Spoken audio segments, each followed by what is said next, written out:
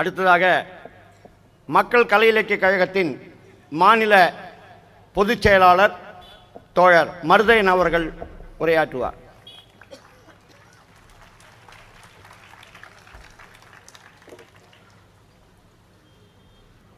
கூட்டத்தின் தலைவர், புதிய ஜனநாயக தொழிலாளர் முன்னணியினுடைய மாநில தலைவர் தோழர் முகுந்தன் அவர்களே, எனக்கு முன் உரையாற்றி சென்ற புரட்சிகர மாணவர் இளைஞர் முன்னணியின் தோழர் சாருவாகன், மனித உரிமை பாதுகாப்பு மையத்தின் மாநில ஒருங்கிணைப்பாளர் தோழர் ராஜு அவர்களே, இது பெரியார் பிறந்த மண்தான், இது மதச்சார்பின்மையை நிலைநாட்டும் மண்தான், இது மோடி உள்ளிட்ட மதவெறியர்களை எதிர்கொண்டு நிற்கும் மண்தான் என்று நிரூபிக்கும் வகையிலே இங்கே பல்லாயிரக்கணக்கில் திரண்டிருக்கின்ற திருச்சி நகரத்தின், தமிழகத்தின் உழைக்கும் மக்களே, இந்த கூட்டம் நாம் நடத்தக்கூடிய கூட்டம் தான் இருந்தாலும் இது பாரதிய ஜனதா கட்சியினுடைய பிரதமர் வேட்பாளர் மோடி என்று அறிவிக்கப்பட்டிருப்பதை தொடர்ந்து பாரதிய ஜனதாவை பற்றிய கூட்டம் என்பதால் அவர்களுக்கு கொஞ்சம் மரியாதை கொடுத்து அவர்களுடைய நம்பிக்கைக்குரிய நாயகனான அரசியல் துருப்பு சீட்டான விநாயகரிலிருந்து நாம் தொடங்குவோம். இந்த விநாயகர் சதுர்த்திக்கு சென்னையிலே ஒரு வேடிக்கை நடந்தது. 10 அடி பிள்ளையார், 20 அடி பிள்ளையார், துப்பாக்கி வச்ச பிள்ளையார், கூலிங் கிளாஸ் போட்ட பிள்ளையார், பாகிஸ்தான் எதிர்ப்பு பிள்ளையார், கார்கில் பிள்ளையார், மதமாற்ற எதிர்ப்பு பிள்ளையார், இப்படி பல பிள்ளையார்கள் சென்னையில். அதுல ஒரு பிள்ளையார் வெள்ளி பிள்ளையார். நீங்கள் பத்திரிகையில் படித்திருக்க கூடும். வெள்ளியிலே ஒரு பிள்ளையார் செய்து வைத்து அதற்கு திரளாக மக்கள் கூட்டம். இந்து முன்னணிக்காரர்கள் என்ன சொல்கிறார்கள் என்றால், எல்லா பிள்ளையாரையும் கடல்ல கரைப்பது போல இந்த வெள்ளியில செஞ்ச பிள்ளையாரையும் நாங்கள் கடல்ல தான் கரைப்போம் அப்படின்றது அவங்களுடைய கோரிக்கை. சென்னை மாநகர காவல்துறைக்கு பெரிய தலைவலி. இந்த வெள்ளி பிள்ளையாரை இவன் கடல்ல போய் போட, அதை எவனாவது திருடிட்டு போக, அப்புறம் பாகிஸ்தான் தீவிரவாதி திருடிட்டான் பிள்ளையார, அதை கண்டுபிடின்னு இவங்களை போட்டு நோண்ட, இவன் எங்க திரியறது? இங்கே சங்கிலி எடுத்தவனே கண்டுபிடிக்க முடியல, கடலுக்குள்ள பிள்ளையாரை போட்டு அதை தோண்டி எடுத்து, இது பெரிய தலைவலி. அதனால வெள்ளி பிள்ளையாரெல்லாம் கரைக்க கூடாது, வேணா எங்கன்னா கோயில் கட்டி அப்படியே வச்சிருங்க அப்படின்னு கமிஷனர் ஆஃபீஸ்லன்னு சொல்றாங்க. இல்லை இல்லை, விநாயகர்னா கடல்ல கரைக்கிறது தான் இந்து மரபு, அதுதான் விநாயகருடைய விசர்ஜனம், அப்படிதான் நாங்கள் மத மரபு படி செய்யணும், கரைத்தே தீர்வோன்றாங்க இவங்க. அப்போ ஒரு போலீஸ் அதிகாரிக்கு லேசா சந்தேகம் வந்திருக்குது. வெள்ளியில பிள்ளையார் செஞ்சு எவனாவது கடல்ல தூக்கி போடுவானா? அதனால அவர் உயர் அதிகாரிகளோடு பேசிட்டு, சார் எதுக்கும் நம்ம அந்த பிள்ளையாரை கொஞ்சம் சுரண்டி பார்ப்போம் அப்படின்னு. இது இந்து பத்திரிகையில் வந்தது, என்னுடைய கதை அல்ல. அப்போ இந்து முன்னணி பிரமுகர்களை கூப்பிட்டு, சரிங்க நீங்க கடல்ல கரைங்க, எங்களுக்கு ஒன்றும் ஆட்சேபணம் இல்லை, அதை லேசா உரசி பார்த்துக்கிறோம். அது நீங்க எதுக்கு உரசுறீங்க? எங்க மத நம்பிக்கையில உரசாதீங்க. மத நம்பிக்கையில உரசலையா, பிள்ளையார உரசி பார்க்குறோம் லேசா. அது ஒருவேளை இரும்புல செஞ்சு வெள்ளி பெயிண்ட் அடிச்சிருக்குதா, கோட்டை அடிச்சிருக்குதான்னு ஒரு சந்தேகம் இருக்கு. அதெல்லாம் உங்களுக்கு இருக்கு. எங்க பிள்ளையாரு நாங்கள் வெள்ளியில் செஞ்சுருக்கோம், நாங்கள் கொண்டு போய் கடலில் கரைப்போம், எங்கள் மத உரிமையில் அனாவசியமாக தலையிடாதீங்க. இது இந்து முன்னணியினுடைய கூற்று. கடைசியாக என்ன நடந்தது? இந்து முன்னணி தான் ஜெயிச்சது. போலீஸ் பாதுகாப்போட போய் ஒரு மற்ற பிள்ளையாரெலாம் ஒரு 500 மீட்டரில் கரைக்கிறாங்கன்னா, இதை கொண்டு போய் ஒரு 2 கிலோமீட்டர் தள்ளி கடலுக்குள்ளே போட்டு வந்தாங்களாம். இதோடு அந்த கதை முடிந்தது. இந்த பிள்ளையாருடைய விலை, அதனுடைய எடை அடிப்படையில் 10 to 15 லட்சம் ரூபா. இப்போ இந்த பிள்ளையார் உண்மையிலேயே வெள்ளியா இல்லை இரும்புக்கு வெள்ளி கோட்டிங் அடிச்சதா உங்களுக்கு தெரியுமா? சொல்ல முடியுமா?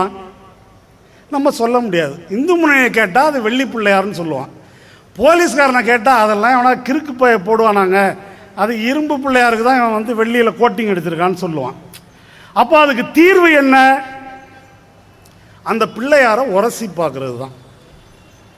அப்படி மோடிதான் இந்த நாட்டை மீட்க வந்த மீட்பர், அவர்தான் பிரதமர் வேட்பாளர், அவர்தான் நாட்டின் கலங்கரை விளக்கம்னு சொல்றீங்களே, அவரை கொஞ்சம் உரசி பார்க்கிறோம்னு நாங்கள் கேட்குறோம்.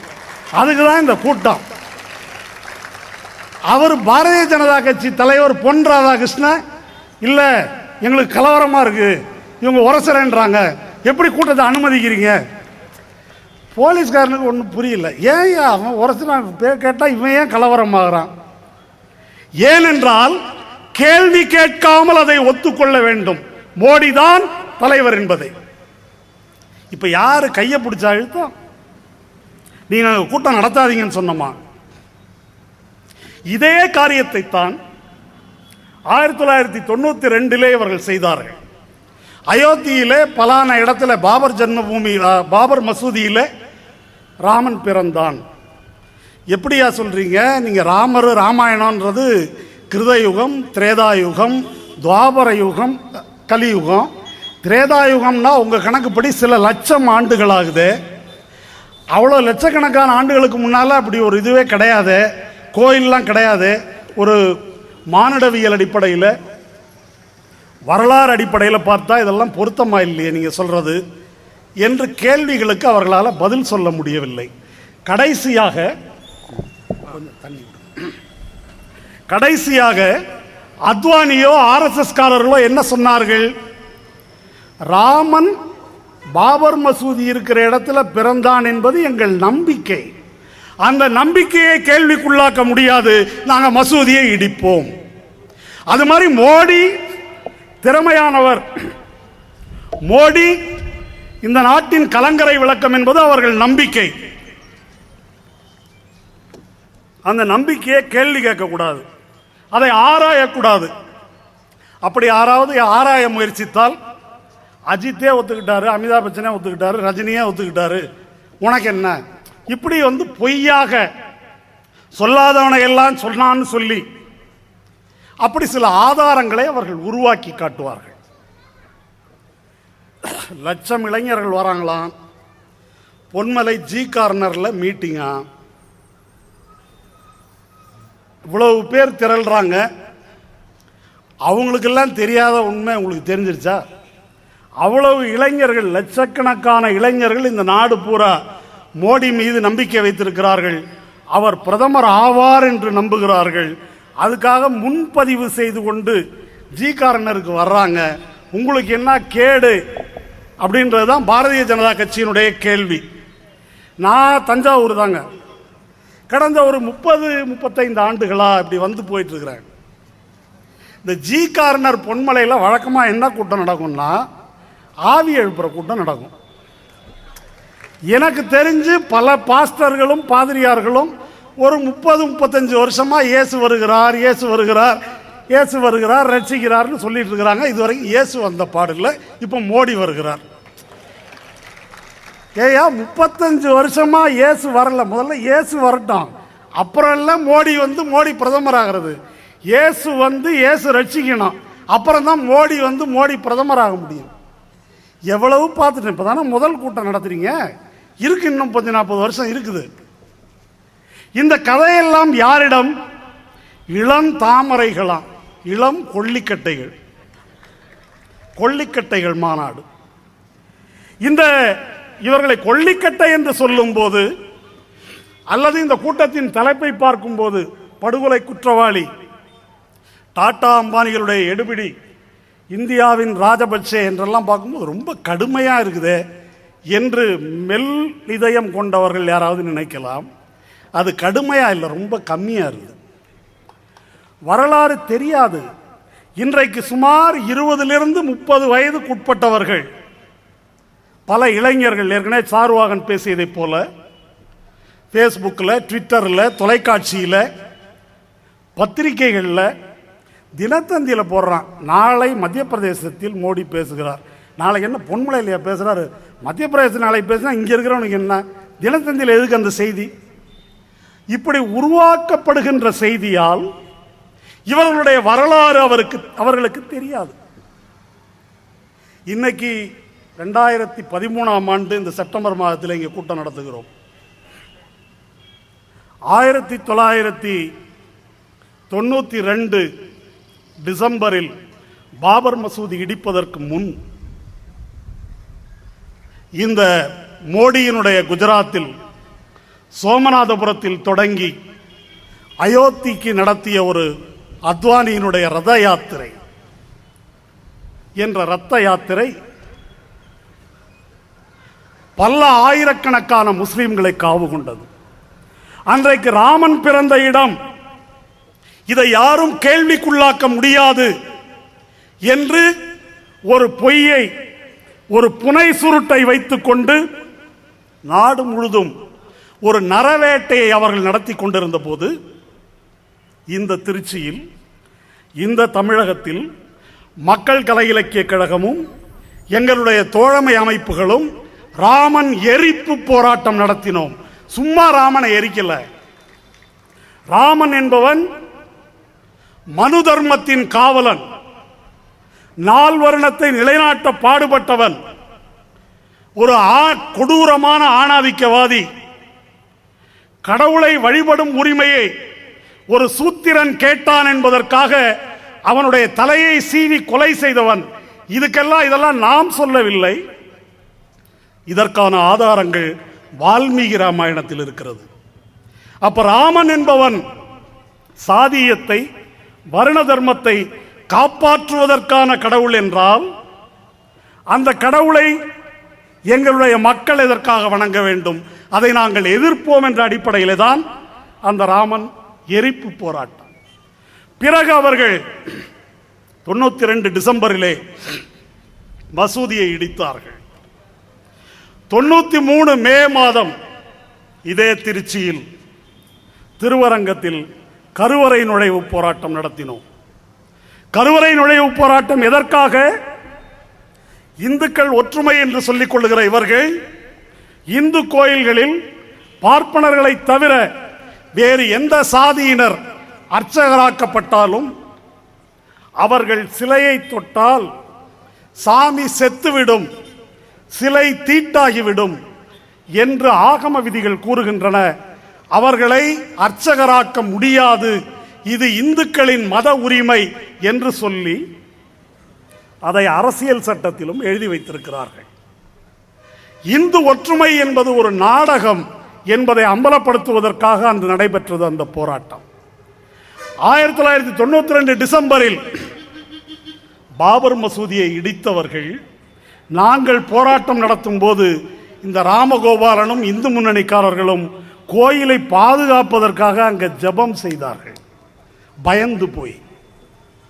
அந்த போராட்டத்தை ஒட்டி அந்த திருவரங்கம் பகுதியில் இருந்த ஒரு மூத்த திமுக காரர் சொன்னார், நீங்கள் வெற்றி பெற்று விட்டீர்கள் அப்படின்னு சொன்னார். மே 1ஆம் தேதி போராட்டம். கோயிலுக்குள்ள கூட நுழையல.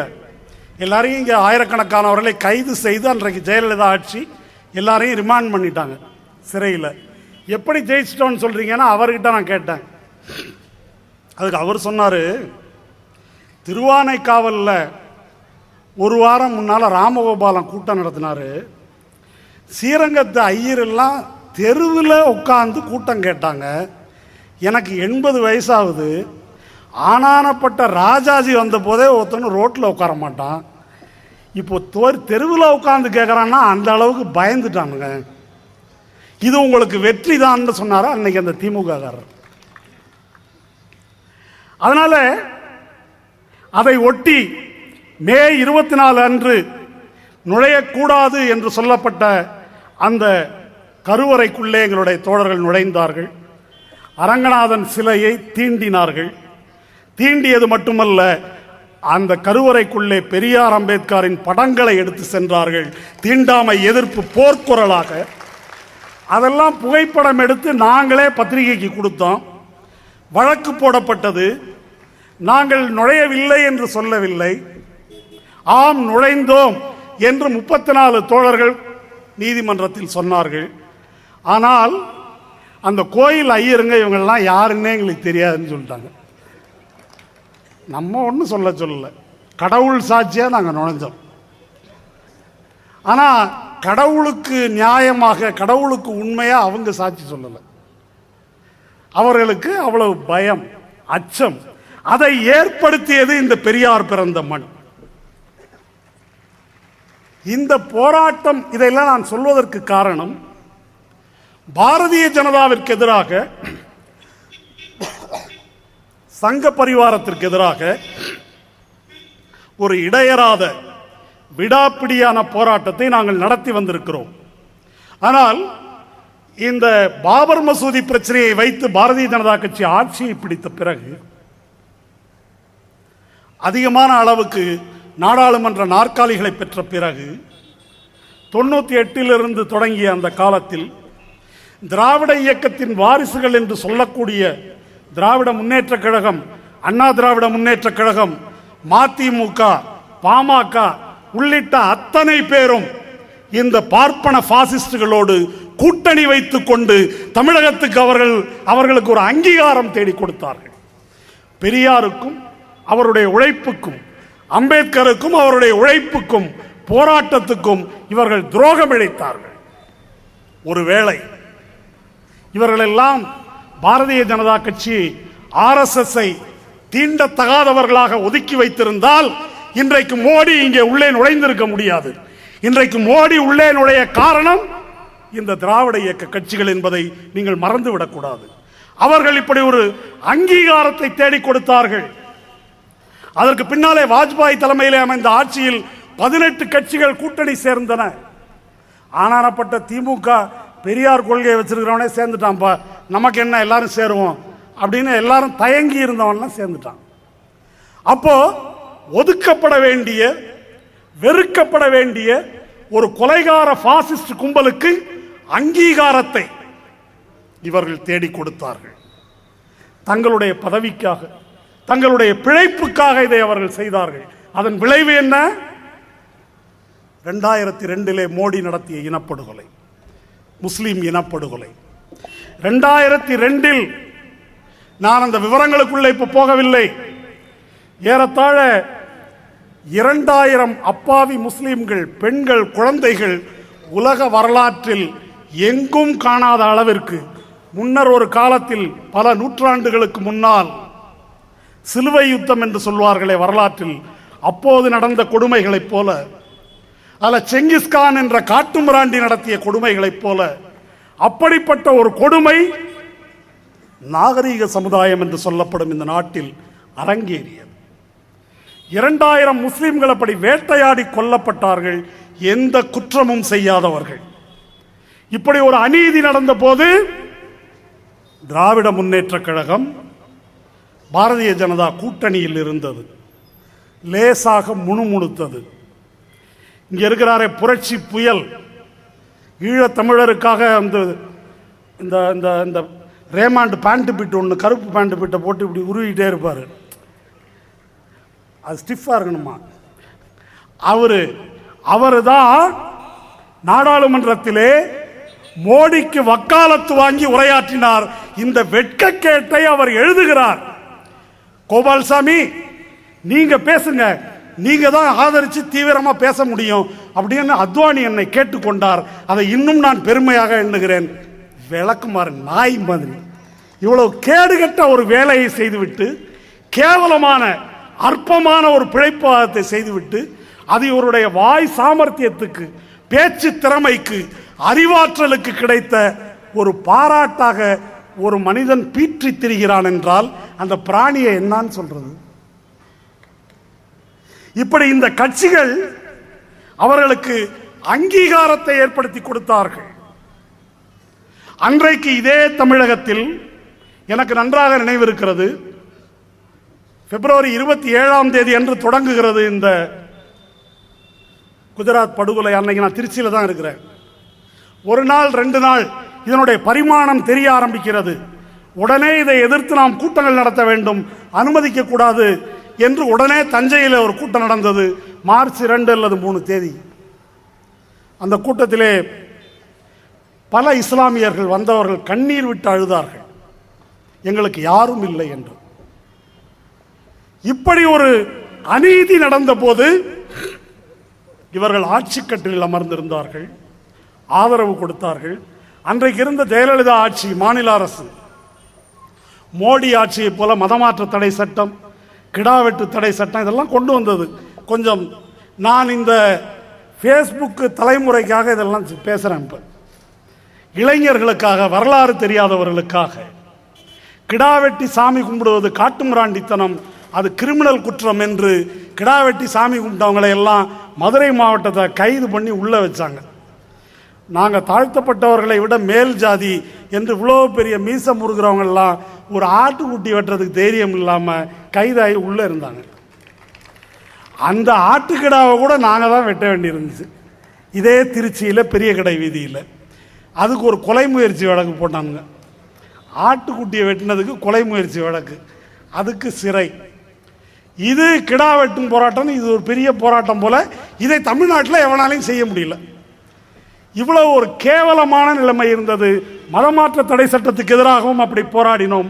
அதற்கு பின்னால் 2003 தஞ்சையிலே பார்ப்பன பயங்கரவாத எதிர்ப்பு மாநாடு என்ற ஒரு மாநாடு நடத்தி அதிலே குஜராத்தில் பாதிக்கப்பட்ட முஸ்லிம் பெண்களை வரவழைத்து அவர்களை பேசச் செய்தோம். ஜாதி ஆதிக்க கொடுமையால் பாதிக்கப்பட்ட திண்ணியம், திண்டுக்கல்லை சேர்ந்த தாழ்த்தப்பட்ட மக்களை பேச வைத்தோம். அஸ்கார் அலி என்ஜினியர் என்ற ஒரு மதசார்பற்றவருடைய மகன் இர்ஃபான் என்ஜினியர் இன்றைக்கு மோடியை சேர்ந்த போலீஸ் அதிகாரிகளை, மாயா கோத்ரானி என்ற அவருடைய அமைச்சரை, அதற்கு கீழே இருந்த RSS காரர்களை ஆயுள் தண்டனை கைதிகளாக வழக்கு போட்டு உள்ளே உட்கார வைத்திருப்பதற்கு பொறுப்பான தீஸ்தா சேத்தல்வாத் என்ற பெண்மணியை அவரை அழைத்து பேச வைத்தோம். இப்படி பலர் வந்து உரையாற்றிய அந்த 2 நாள் மாநாட்டில் சங்கராச்சாரிய பாட கட்டி தூக்கணும். இது எப்போ நடந்துச்சு? இந்த மாநாட்டில் 2003. 2004 அம்மா சங்கராச்சாரியை தூக்கிட்டாங்க, தூக்கி உள்ளே வச்சுட்டாங்க சங்கரராமன் கொலை கேஸில். அப்போது ஒரு ஆன்மீக பக்தர் ஒருத்தர் சொன்னார், நீங்கள் பாட கட்டி தூக்குனீங்களா, அதோட விளைவு தான் அம்மா உள்ளே வச்சுட்டாங்க சங்கராச்சாரிய, நான் அப்போவே நினச்சேன் அப்படின்னாரு. எனக்கு அந்த மூட நம்பிக்கை இல்லை, எங்களுக்கு அந்த மூட நம்பிக்கை இல்லை. ஆனால் அவர் ஆத்திகர், அவருக்கு அந்த நம்பிக்கை இருக்கிறது. இப்போ 2003 நாங்கள் மாநாடு நடத்தினோம். 2004 சங்கராச்சாரி உள்ளே போனாருன்னா, இப்போ 2013 நாங்கள் மோடிக்கு கூட்டம் நடத்துகிறோம். 2014 அவர் உள்ளே போவாரா? எனக்கு மூட நம்பிக்கை இல்லை, ஆனால் பொன் ராதாகிருஷ்ணனுக்கு இருக்கும். அவர்கள் யோசித்துக் கொள்ளட்டும் என்ன நடக்கும் என்பதை, விளைவு எப்படி இருக்கும் என்பதை அவர்கள் யோசித்துக் கொள்ளட்டும். அதனால் இந்த மோடி மேனியா என்பது என்ன காரணம் எது என்று தெரியாமல் பரவுகின்ற ஒரு சிக்குன்குனியா, டெங்கு மாதிரி இது இந்த மோடி மேனியா. அதெல்லாம் கொசுவால் பரவுதுன்னா இது மீடியா, ஃபேஸ்புக்கு, ட்விட்டர் இதன் வழியாக இந்த நோய் வந்து பரவுகிறது. இந்த நோய் பாதிக்கப்பட்டவர்கள், இந்த நோயின் அறிகுறிகள் என்ன, இந்த நோய் பாதிக்கப்பட்டவர்கள் என்ன சொல்லுகிறார்கள்? காங்கிரஸ் வந்து ஊழல் ஆச்சுங்க, விலைவாசி ஏறி போச்சு. மோடியோடைய குஜராத் பாருங்க, வளர்ச்சி. வளர்ச்சின்னா என்னங்க? அந்த சார்வாகன் சொன்னது போல வளர்ச்சின்னா என்ன? 1-2 சொல்கிறாங்க. நிறைய அந்நிய முதலீடு வருது, பயங்கரமாக வேலை வாய்ப்பு இருக்குது, தொழில் வளர்ச்சி இருக்குது.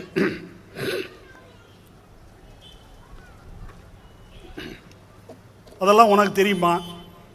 இல்லையே, தான் இணையத்தில் இருக்குது, மீடியாவில் எழுதுகிறாங்க, டிவியில் சொல்கிறாங்க. அப்புறம் அதெல்லாம் எப்படி பொய்யா இருக்க முடியும்? இதுதான் அவர்கள் சொல்லக்கூடிய பதில். இதற்கு மேல் இந்த நோயால் பாதிக்கப்பட்டவர்களிடம் விடை எதுவும் இல்லை. மோடியை இன்றைக்கு ஒரு அசாதாரணமான மனிதராக, இந்த தேசத்தை காப்பாற்ற வந்த மீட்பனாக இன்னைக்கு எப்படி இந்த ஊடகங்கள் சித்தரிக்கின்றனவோ, அதே போல 2002, 2003 ஆண்டுகளில் வாஜ்பாய் பிரதமராக இருந்தபோது ஒரு 10 ஆண்டுகளாக ஏறத்தாழ மன்மோகன் சிங்கை அப்படி சித்தரித்தார்கள். பத்திரிகை படித்தவங்க கொஞ்சம் ஞாபகப்படுத்தி பாருங்க. அரசியல்வாதிகள்லாம் பித்தலாட்ட பேர் வழிகள், எல்லாம் 7ஆம் கிளாஸ் 8ஆம் கிளாஸ் படித்தவன், படிக்காத முட்டாள்கள். மன்மோகன் சிங் பொருளாதார வல்லுனர், அவர் அமெரிக்காவில் பணியாற்றியவர், IMFல அதிகாரியாக இருந்தவர், கரைபடாத கரம், சில்லறை கிடையாது, தொலைநோக்குள்ளவர். வரிஞ்சு தள்ளினாங்க. மன்மோகன் சிங் தான் இந்த நாட்டை காப்பாற்ற ஒரே தீர்வு அப்படின்னு அன்றைக்கு பிரச்சாரம் செய்தன இந்த ஊடகங்கள். அந்த காலத்தை நினைவுபடுத்திக் கொள்பவர்களுக்கு அது புரியும். அப்படி பிரச்சாரம் செய்த போது இந்த மன்மோகன் சிங் ஒரு அமெரிக்க கைக்கூலி, இவன் நாட்டை வித்துருவான், இந்தியாவுக்கு விசுவாசமானவன் அல்ல, மக்களுக்கு பொறுப்பானவர் அல்ல, திறமை வல்லுநர்னு பேசுறதெல்லாம் தவறு என்று அம்பலப்படுத்தினோம். அன்னைக்கே பேசினோம், எழுதினோம். ஆனால் இதே ஊடகங்களுடைய மாய்மாலத்தின் காரணமாக மக்கள் அன்றைக்கு புரிந்து கொள்ளவில்லை. விளைவு, மன்மோகன் சிங் பிரதமர் ஆனார், காங்கிரஸ் ஆட்சி அமைத்தது. இப்போ ஒரு 10 வருஷம் ஆயிடுச்சு. 10 வருஷத்துக்கு பிறகு தோழரே நீங்கள் அப்பவே சொன்னீங்க, ஆனால் அப்போ புரியல, இப்போ பாருங்க எல்லாம் அப்படியே நடக்குது என்று சொல்லுகிறார்கள். இப்போ மோடியை பற்றி சொல்லுகிறோம்.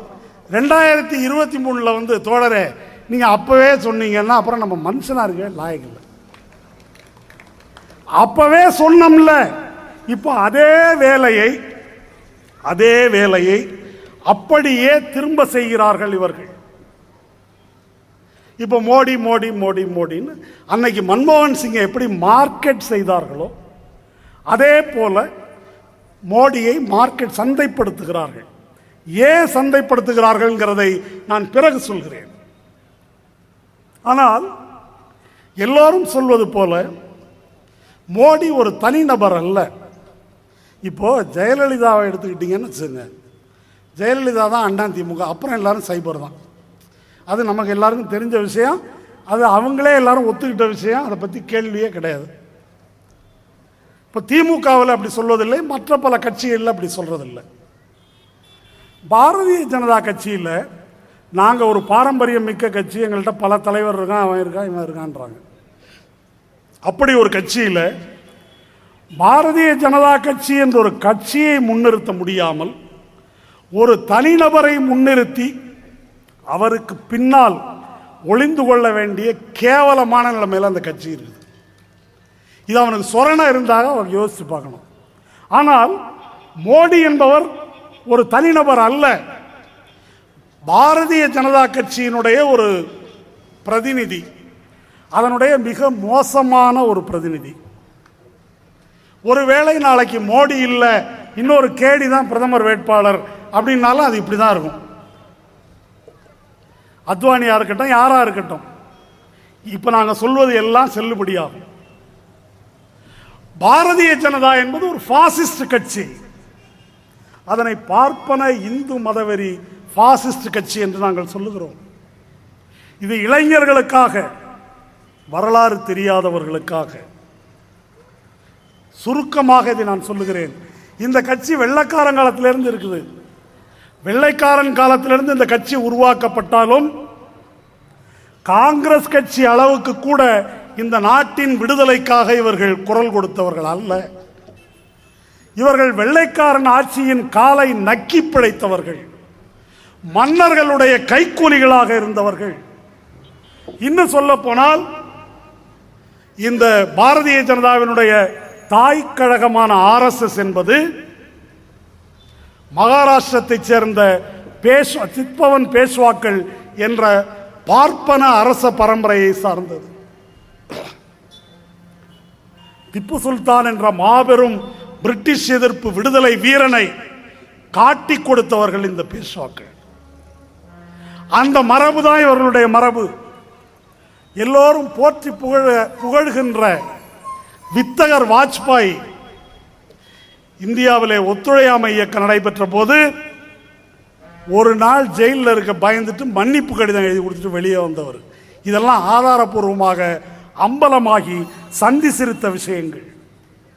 ஆக ஆர்எஸ்எஸ் என்ற இயக்கம் இந்த நாட்டில் மனு தர்மத்தை, நால்வர்ணத்தை, முதலாளித்துவத்தின் ஆட்சியை நிலைநாட்ட வேண்டும் என்பதற்கான இயக்கம். பெரியாரும் அம்பேத்கரும் மகாத்மா ஜோதிபா பூலேயும் என்ன கொள்கைகளுக்காக இருந்தார்களோ அதற்கு நேர் எதிரான கொள்கையை கொண்டவர்கள் இவர்கள். இவர்களுடைய கட்சியான ஜனசங்கம் என்பது இந்தியாவில் ஒரு காலத்திலும் தலையெடுக்க முடியவில்லை. எப்ப தலையெடுக்க முடிந்தது? ராம ஜென்மபூமி பிரச்சனையை எடுத்த போதுதான். பாபர் மசூதி இடிப்பு என்பதை நோக்கி அத்வானி ரத யாத்திரை நடத்திய போதுதான் இந்த கட்சி தலையெடுக்க முடிந்தது. முஸ்லிம்களை பகைவர்களாக சித்தரித்து முஸ்லிம்களுக்கு எதிரான கலவரத்தை எப்பொழுது தூண்டினார்களோ அப்போதுதான் இவன் ஒரு கட்சியாக தலையெடுக்க முடிந்தது. எதற்காக பாபர் மசூதி இடிப்பு? எதற்காக இந்து முஸ்லிம் கலவரங்கள்? எதற்காக முஸ்லிம்களுக்கு எதிரான தாக்குதல்? அது எப்போ நடந்தது? தயவு செய்து சிந்தித்து பாருங்கள். 1992 டிசம்பரில் மசூதி இடிக்கப்படுகிறது. 1987 ராஜீவ்காந்தி பாபர் மசூதியை திறந்துவிட்டு அதுக்குள்ள இருக்கிற ராமன் விக்கிரகத்துக்கு வழிபாடு செய்து கொள்ளுங்கள் என்று பிரச்சனையை தொடங்கி வைக்கிறார் ராஜீவ்காந்தி. அதுக்கு பிறகு அத்வானி அதை பிடித்துக் கொள்ளுகிறார். இந்த காலத்தில் நடைபெற்றது என்ன? இன்னைக்கு எல்லோரும் பேசுகிறோமே, தனியார் மயம், தாராள மயம், உலகமயம் என்ற கொள்கை. அது 1985 ராஜீவ்காந்தி தொடங்கி வைத்தது. இன்னைக்கு கல்வி தனியார் மயம், கட்டட கொள்ளை நடக்கிறது என்கிறோமே, அதற்கான அடித்தளம் அன்றைக்கு இடப்பட்டது. இன்றைக்கு அரசு மருத்துவமனைகள் அழிந்து விட்டன, தனியார் மருத்துவ கொள்ளை நடக்கிறது. அரசு மருத்துவமனைகளை கட்டுவதில்லை, விரிவுபடுத்துவதில்லை, மருத்துவமனைகளில் மருந்து இல்லை என்கிறோமே.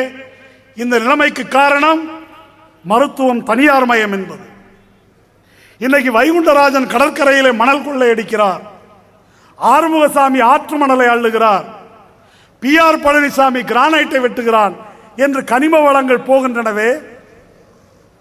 கர்நாடகாவில் ரெட்டி பிரதேஷ் கொள்ளையடிக்கிறார்களே, நிலக்கரி ஊழல், இரும்பு கனிம ஊழல் என்று பட்டியலாக பல லட்சம் கோடி கொள்ளை போகிறதே. தனியார் சுரங்கம் வெட்டலாம், கொள்ளையடிக்கலாம் என்ற விதி இது தனியார் மயத்தில் உருவாக்கப்பட்டது. அது அன்று அறிமுகமானது.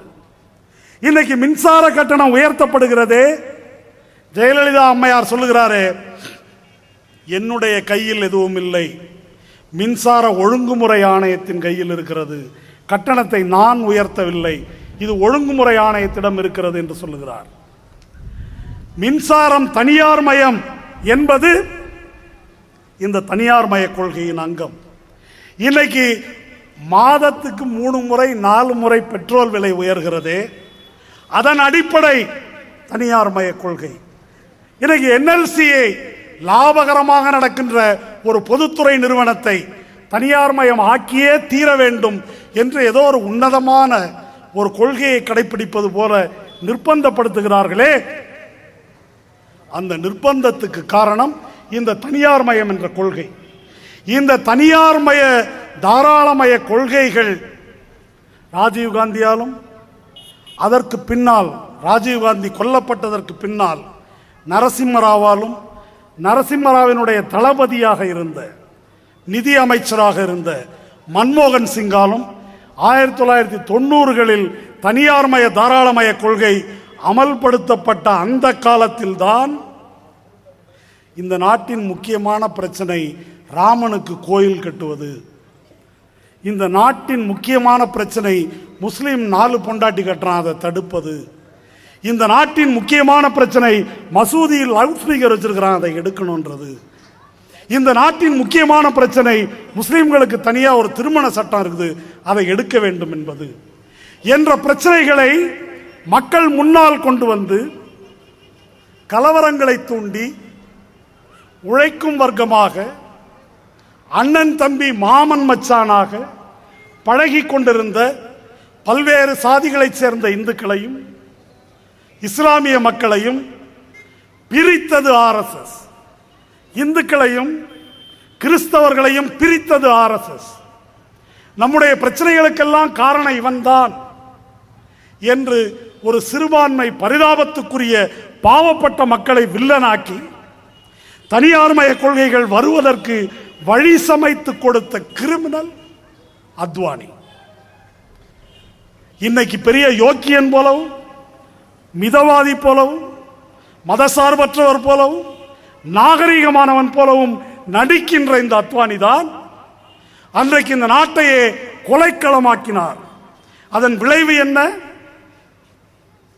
நமக்கு இன்னைக்கு 2002 நடைபெற்ற குஜராத் கலவரம் தெரியும், இப்போது நடைபெற்றிருக்கிற முசாஃபர் நகர் கலவரம் தெரியும். ஆனால் அன்றைக்கு வரிசையாக பகல்பூர், மலியானா, மீரட், பீஜப்பூர், போபால், மும்பை என்று அடுக்கடுக்காக கலவரங்கள்.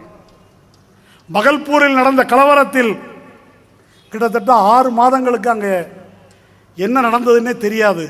அதுக்கு பிறகு தற்செயலாக நிலத்தை வாங்கிய ஒரு விவசாயி காலிஃப்ளவர் வயலை உழுத போது வெறும் மண்டையோடா இருக்கு, வயல் பூரா மண்டையோடு. முஸ்லிம்கள் கொன்று புதைக்கப்பட்டது. கங்கையின் கால்வாய் முழுவதும் பிணங்கள், கணக்கில் வராத ஆயிரக்கணக்கான கொலைகள்.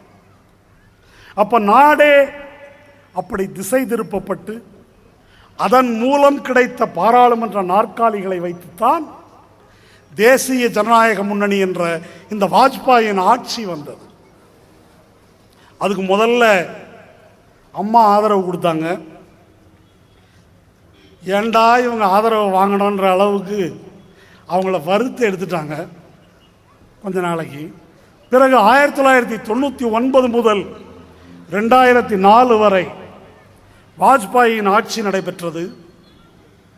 இந்த வாஜ்பாயின் ஆட்சி காலத்தில் தான் இன்றைக்கு பாரதிய ஜனதாக்காரர்களாக இருக்கட்டும் மற்ற யாராக இருக்கட்டும் காங்கிரஸை பற்றி என்ன குற்றச்சாட்டுகளை எல்லாம் இவர்கள் சொல்லுகிறார்களோ அத்தனையும் ஊழல், விலைவாசி உயர்வு, தனியார் மயம் அத்தனைக்கும் அடித்தளமிட்டது 1999க்கும் 2004க்கும் இடைப்பட்ட வாஜ்பாயினுடைய ஆட்சி. ஒரு உதாரணம் சொல்லுகிறேன். இன்னைக்கு சில்லறை வணிகத்தில் அந்நிய முதலீட்டை கொண்டு வருவதற்கு கருணாநிதி எதிர்ப்பு தெரிவிக்கிறார், ஜெயலலிதா எதிர்ப்பு தெரிவிக்கிறார், பல பேர் எதிர்ப்பு தெரிவிக்கிறாங்க. ஆனால் பாரதிய ஜனதா எதிர்ப்பு தெரிவிக்கிறது வணிகர்களை பாதிக்கும் என்று. ஆனால் நடந்தது என்ன? 2002 முரசொலி மாறன் வாஜ்பாயினுடைய அமைச்சரவையிலே வணிகத்துறை அமைச்சர், காமர்ஸ் மினிஸ்டர், அவர் கொண்டு வருகிறார் 100% அந்நிய முதலீட்டை சில்லறை வணிகத்தில் அமல்படுத்த வேண்டும் என்று. அதை பாரதிய ஜனதா கட்சியின் முடிவா, முரசொலி மாறன் முடிவா அல்ல. அதன் வால்மார்ட்டை கொண்டு வர வேண்டும் என்பது பாரதிய ஜனதாவின் கொள்கை. அதை அவர்கள் கொண்டு வந்தார்கள். இன்னைக்கு ஸ்பெக்ட்ரம் ஊழல் ராஜா கருணாநிதி என்று பேசுகிறார்களே, இந்த ஸ்பெக்ட்ரம் ஊழலை தொடங்கி வைத்தது யார்? பாரதிய ஜனதாவினுடைய கொல்லப்பட்ட அமைச்சர் பிரமோத் மகாஜன். இப்படி அலைக்கற்றைகளை தாராளமாக முதலாளிகளுக்கு வாரி வழங்குவது என்பதை தொடங்கி வைத்தது பிரமோத் மகாஜன்.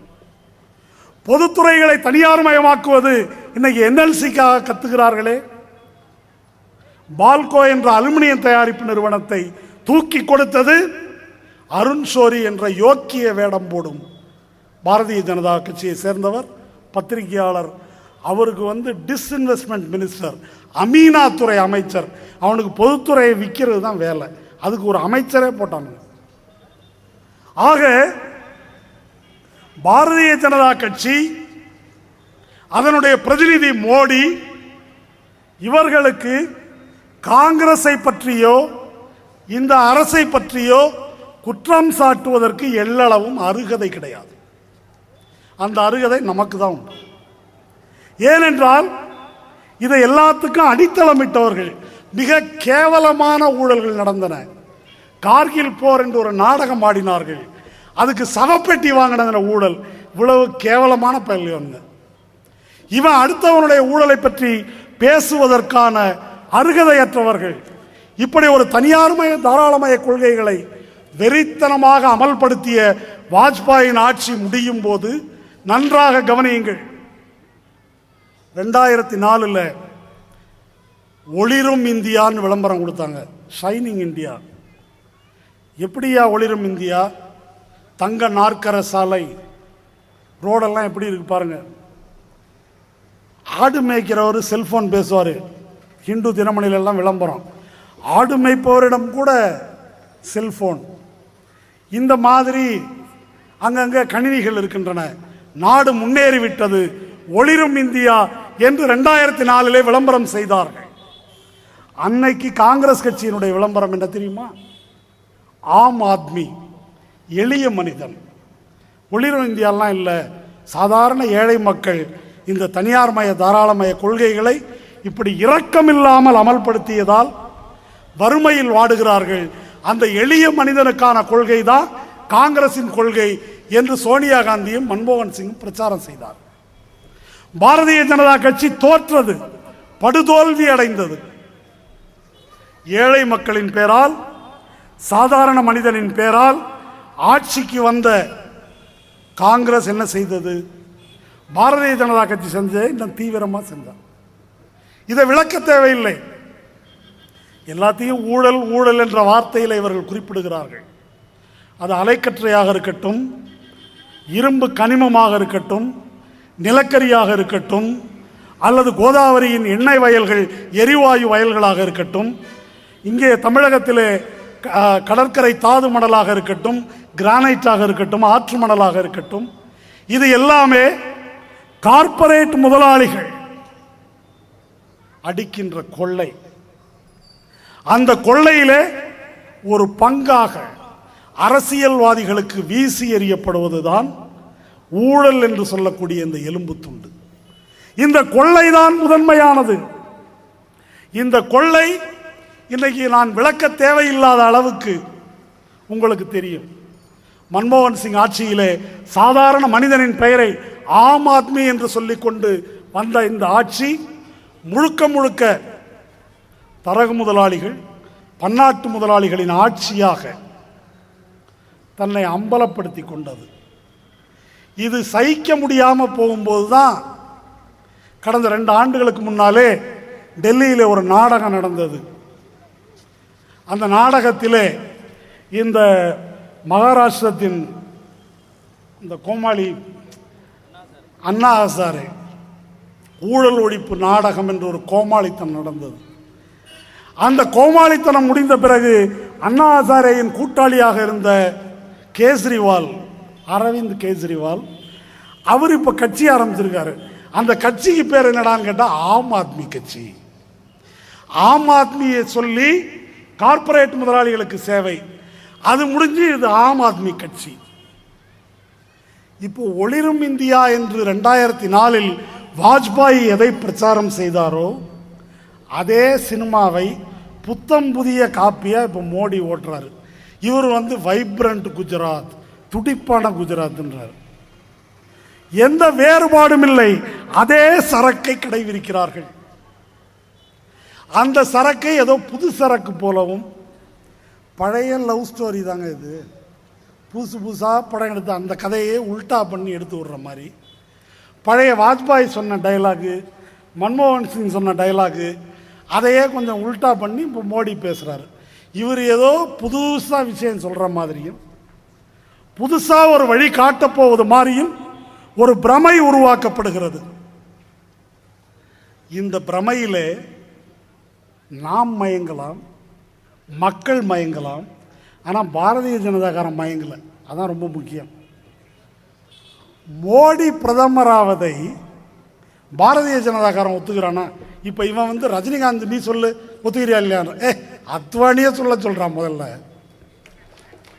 ரஜினிகாந்த் சொல்லு, நீ சொல்லு, அவன் சொல்லுன்றான். அத்வானி ஒத்துக்கல, சுஷ்மா ஸ்வராஜ் ஒத்துக்கல, மத்திய பிரதேஷ் முதலமைச்சர் சிவராஜ் சிங் சௌஹான் ஒத்துக்கல, அங்கே ராஜஸ்தானிலே ஆட்சியை இழந்திருக்கும் விஜயராஜ சிந்தியா ஒத்துக்கல, சத்தீஸ்கரில் முதல்வராக இருக்கக்கூடிய ராமன் சிங் ஒத்துக்கல, ஜஸ்வந்த் சிங் ஒத்துக்கல, யஷ்வந்த் சின்ஹா ஒத்துக்கல. அப்புறம் இவங்க எல்லாரையும் கடைசியாக மிரட்டி பணிய வைத்து தாஜா பண்ணி காலில் விழுந்து ஒத்துங்கன்னு முடிச்சிருக்கிறாங்க. இது ஊர் சிரித்த விவகாரம். இவன் வரக்கூடாது அப்படின்றதுல அவன் தெளிவா இருக்கிறான். இந்த மேல்மட்ட குழுவில் ஓட்டுக்கு விட்டா இவங்களை மிரட்டி பணிய வைத்து, அதுதான் மோடியின் வித்தை. மிரட்டி பணிய வைத்து ஒப்புதல் பெற்றிருக்கிறான். ஆனால் மோடி பிரதமராக வேண்டும் என்று விரும்புகிறவர்கள் யார்? வெளிப்படையாக தங்கள் கருத்தை சொல்லி இருப்பவர்கள் யார்? 6ஆம் தேதி எக்கனாமிக் டைம்ஸ் என்ற ஒரு பத்திரிகை வருது. செப்டம்பர் 6ஆம் தேதி பத்திரிகை எடுத்து பாருங்க. இந்திய முதலாளிகளுடைய பத்திரிகை, பொருளாதார பத்திரிகை.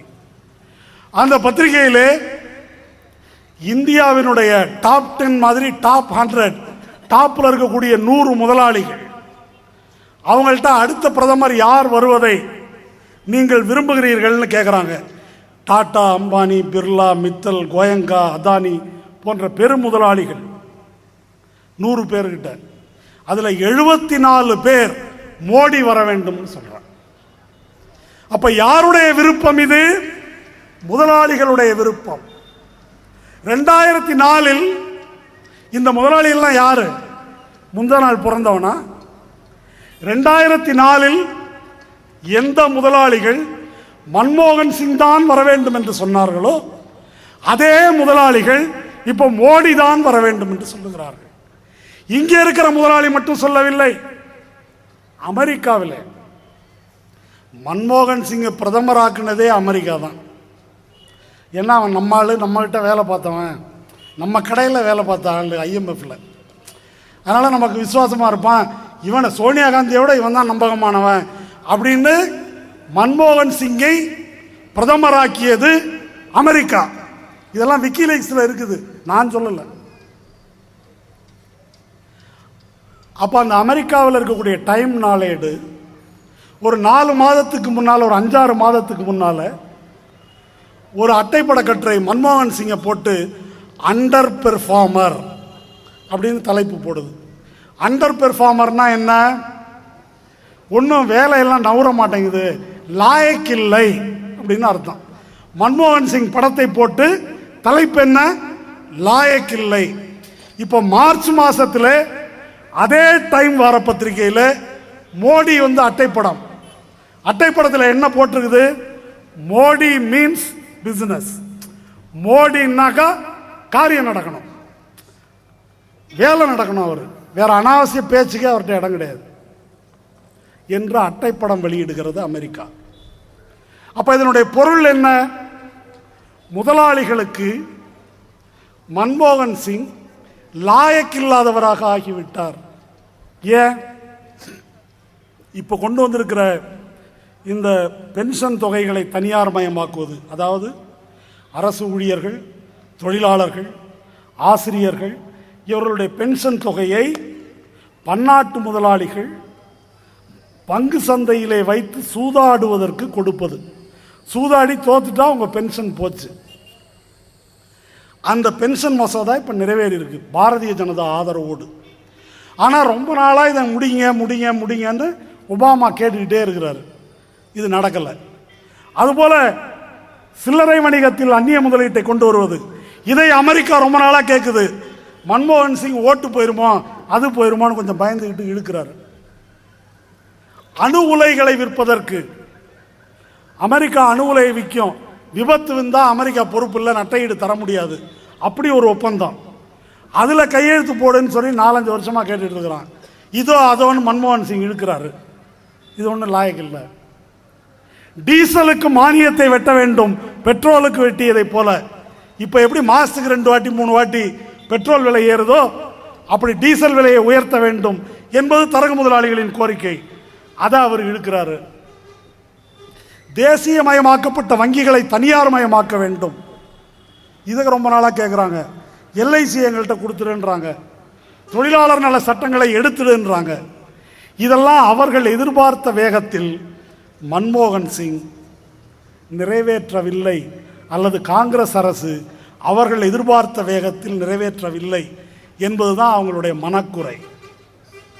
அப்படி அதிரடியாக வேகமாக எதிர்ப்பை பொருட்படுத்தாமல் வலிமையாக அமல்படுத்தக்கூடிய ஒரு பாசிஸ்ட் அவர்களுக்கு தேவைப்படுகிறார். அதுதான் மோடி. மோடியை அவர்கள் ஆதரிக்க காரணம் 2002 படுகொலையைப் போல ஒரு ஈவிரக்கமற்ற படுகொலையை தொலைக்காட்சி கேமராக்களுக்கு முன்னாலேயே நடத்திவிட்டு எதுவுமே நடக்காதது போல ஒரு வார்த்தை வருத்தம் கூட தெரிவிக்காமல் இவ்வளவு உறுதியா இருக்கிறானே, இவன் தான்டா நமக்கு வேணும், இப்படி ஆள் தான் வேணும் இதை அமல்படுத்துவதற்கு. என்ன போராட்டம் வந்தாலும், எத்தனை மக்கள் எதிர்த்தாலும் தனியார்மய கொள்கைகளை மூர்க்கமாக அமல்படுத்துகின்ற ஒரு வெறி நாய் அவர்களுக்கு தேவை. அதுதான் மோடி. அதற்காகத்தான் அமெரிக்காவும் இந்திய தரக முதலாளிகளும் மோடியை தூக்கி வைத்து கொண்டாடுகிறார்கள். தோழர்களே, நண்பர்களே, இப்படி முதலாளிகளால் ஆதரிக்கப்படுகின்ற மோடி என்ற நபர், அவர் காட்டுகின்ற வளர்ச்சி, அவர் காட்டுகின்ற முன்னேற்றம் என்பது உழைப்பாளிகளாகிய நமக்கு, டாட்டாவுக்கும் அம்பானிக்கும் மிட்டலுக்கும் அமெரிக்க முதலாளிகளுக்கும் நல்லவராக இருக்கக்கூடிய மோடி, திறமைசாலியாக அவர்களால் சித்தரிக்கப்படுகின்ற மோடி, ஒரு ஏழை உழைப்பாளிக்கு, கூலிக்காரனுக்கு, விவசாயிக்கு, சிறு வியாபாரிக்கு, தொழிலாளிக்கு, மாணவனுக்கு வாழ்க்கையில் வளர்ச்சியை கொடுக்க முடியுமா என்பதை சிந்திக்க வேண்டும். வளர்ச்சி என்று பொதுவான ஒரு வளர்ச்சி இல்லை. யாருக்கு வளர்ச்சி? உழைக்கும் வர்க்கத்துக்கு வளர்ச்சி இருக்கிறதா?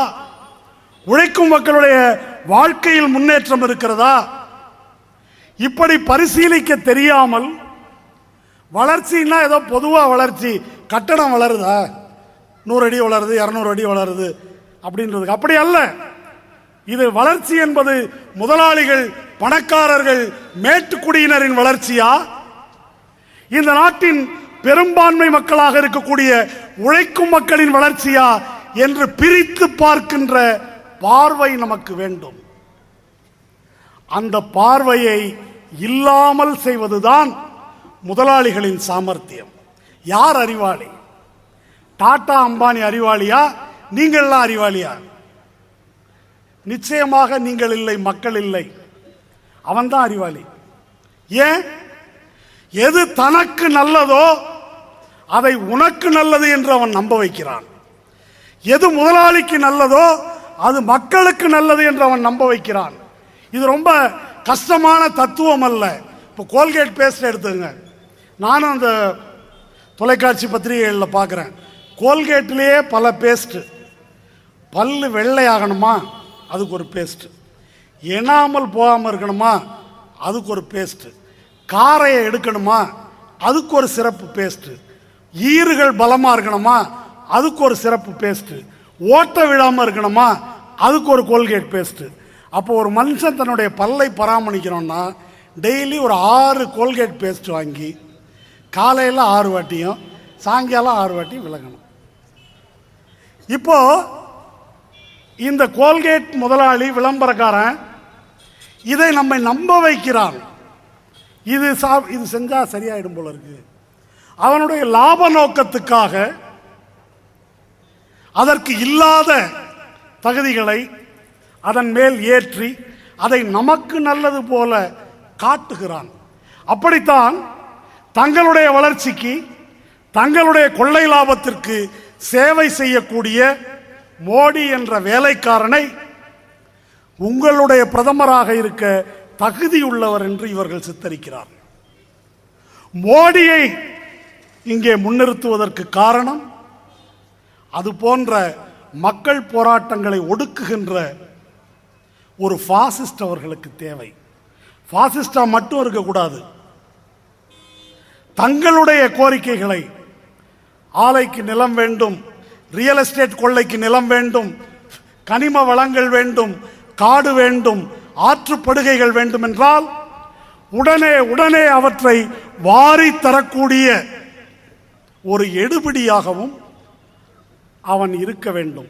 இந்த 2 தகுதிகளும் மோடிக்கு இருப்பதாக இந்திய தரக முதலாளிகளும் அமெரிக்க முதலாளிகளும் பன்னாட்டு முதலாளிகளும் நம்புகிறார்கள், நம்மையும் நம்பச் சொல்கிறார்கள். நீங்கள் யோசித்து பாருங்க, மேற்கு வங்காளத்திலே புத்ததேவ பட்டாச்சாரியாவினுடைய மார்க்சிஸ்ட் கட்சி அரசு ஆட்சி நடந்தது.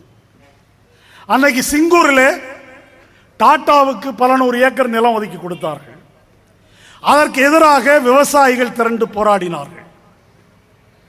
அந்த போராட்டத்தை மம்தா பானர்ஜி பயன்படுத்தி கொண்டார்.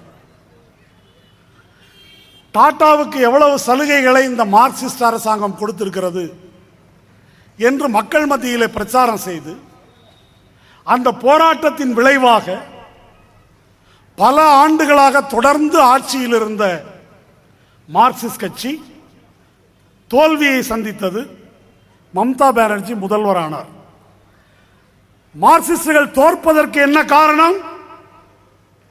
அவர்கள் விவசாயிகளின் நலனை, மக்களுடைய நலனை புறக்கணித்து ஒரு டாடா என்ற தரக முதலாளிக்கு மக்கள் நலனை அடகு வைத்தார்கள் என்பதுதான் மார்க்சிஸ்டுகள் தோற்பதற்கு காரணம். இந்த இடத்துல மோடி என்ன செய்கிறார்? டாட்டாவை இங்க வாங்க என்றார். எங்க? குஜராத். நான் இடம் தருகிறேன்.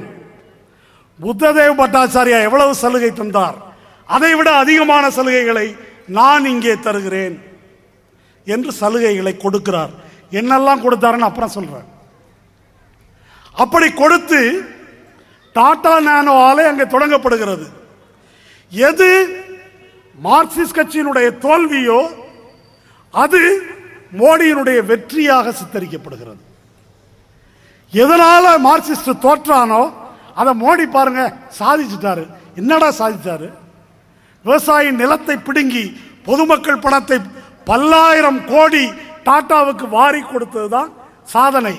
இந்த சாதனையை செஞ்சதுனால புத்ததேவ பட்டாச்சாரியாக்கு பதவி போச்சு. அதே சாதனைக்காக மோடியை கொண்டாடுகிறார்கள். கேவலமாக இல்லை? இது நடக்கிறதா இல்லையா நம்ம கண் முன்னால்? எவ்வளவு சலுகைகள்! மாருதி தொழிலாளர் போராட்டம் நடக்குது. மிருகங்களைப் போல நடத்தப்படுகின்ற மானேசர் ஆலையின், மாருதி சுசுகி ஆலையின் தொழிலாளர்கள் போராடுகிறார்கள். ஆலை கதவடைப்பு செய்யப்படுகிறது. நாடு முழுதும் உள்ள பத்திரிகைகள் இவ்வளவு கொடூரமான அடக்குமுறையா? ஒண்ணுக்கு இருக்க போக முடியாது. 5 நிமிஷம் தான் அனுமதி. டீ கூட அப்படி போய் குடிச்சிட்டு வர முடியாது. வேலை செய்து கொண்டே குடிக்க வேண்டும். ஒரு நாள் லீவ் போட்டால் 3 நாள் சம்பள வெட்டு. பெரும்பான்மை தற்காலிக தொழிலாளர்கள். 4000 ரூபா 5000 ரூபா ஊதியம். இந்த அநீதிகளை எல்லாம் கேட்டு நாடு முழுதும் உள்ள மனிதாபிமானிகள், கம்யூனிஸ்டுகள் மட்டுமல்ல, எல்லாருமே காரி துப்புனாங்க. முதலாளிகள் கூட காரி துப்புனாங்க.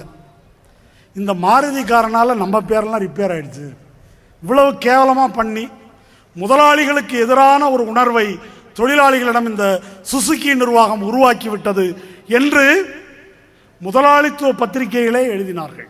Business standard, economic times, financial express போன்ற பல பத்திரிகைகள் எழுதினார்கள். ஆனால் மோடி என்ன செய்தார்? நேர ஜப்பானுக்கு போனார். சுசுகி முதலாளியை நேரில் பார்த்தார். மானேசர் ஃபேக்டரியை மூடிடுங்க, குஜராத்தில் வந்து தொடங்க, உங்களுக்கு என்ன வேணும் நான் செஞ்சு கொடுக்குறேன் என்று எல்லா சலுகைகளும் வழங்கி அந்த ஆலையை இங்கே இழுப்பதற்கு முயற்சி செய்து இப்ப கொண்டாந்தாச்சு. இது கருங்காலித்தனம் இல்லையா? ஆயிரக்கணக்கான இந்திய தொழிலாளிகள், சொல்ல போனால் இந்து தொழிலாளிகள், அவர்களுடைய வயிற்றில் அடித்து கேவலமான ஒரு கருங்காலி வேலையை மோடி செய்கிறார். இவர்கள் கொண்டாடுகிறார்கள். இப்படிப்பட்ட ஒரு ஆள் வேண்டும் என்பதனால்தான் மோடி முன்னிறுத்தப்படுகிறார். குஜராத்திலே என்ன நடக்கிறது? இங்க சொன்னாங்க சாதனை சாதனை என்று சொல்லுகிறார்கள் என்று. இங்க நேரம் குறைவா இருக்குது, அதனால சில சாதனைகளை மட்டும் நான் சொல்றேன். முதலாளிகளுக்கு வழங்கப்பட்டிருப்பது. அதானி என்ற ஒரு நிறுவனம், பின்னால இருந்த அந்த முதலாளி இன்னைக்கு பிர்லாவை விட பெரிய முதலாளி ஆயிட்டான். அந்த அதானி என்ற நிறுவனத்திற்கு நிலத்தை, பல ஆயிரம் ஹெக்டேர் நிலத்தை சதுர அடி ₹1 மோடி விற்றிருக்கிறார். சதுர அடி ₹1. அந்த நிலத்தை வாங்கி ஒரு சதுர அடி ₹737 அந்த நிறுவனம் விற்றிருக்கிறது. ₹1 வாங்கி ₹737 பல ஹெக்டேர் நிலம். ஜியோ குளோபல் என்ற ஒரு நிறுவனத்திற்கு குஜராத் அரசுக்கு சொந்தமான ஒரு எண்ணெய் கிணறை இலவசமாகவே கொடுத்திருக்கிறது மோடியின் அரசு. இதே அதானி நிறுவனத்திடமிருந்து ஒரு யூனிட் ₹5.50 மின்சாரம் வாங்குகிறது மோடி அரசு. ஆனால் குஜராத் அரசாங்கத்துக்கு சொந்தமான அனல் மின் நிலையம் ₹2.20 கொடுக்குது ஒரு யூனிட். அதை வாங்கல, ₹5.50 வாங்குறான். இதெல்லாம் நான் சொல்லவில்லை. அண்ணா ஹசாரே இயக்கத்தில் அவரோடு துணை நின்ற அரவிந்த் கெஜ்ரிவால் சொல்றது. அதுக்கு அண்ணா ஹசாரேயை வாழ்த்தி பிஜேபி காரன்லாம் அங்க போயிட்டு வந்தான். அந்த கெஜ்ரிவால் சொல்றது இது இவ்வளவு ஊழல் என்று. டாடாவை சிங்கூர்ல இருந்து வரவழைத்தார் மோடி. டாடா நானோ கார் நிறுவனத்திற்காக குஜராத்தில் போடப்பட்ட முதலீடு 2900 கோடி. 2900 கோடி அவர் முதல் போட்டாராம். அதுக்காக மோடி என்ன செஞ்சார்னா 9570 கோடி ரூபாய், 2900 கோடி முதலீடு, 9570 கோடி ரூபாய் குஜராத் அரசாங்கம் டாட்டாவுக்கு கடன் கொடுக்குது. எப்ப திருப்பி தரணும்? 20 வருஷம் கழிச்சு கொடுத்தா போதும். வட்டி எவ்வளவு? 0.1%.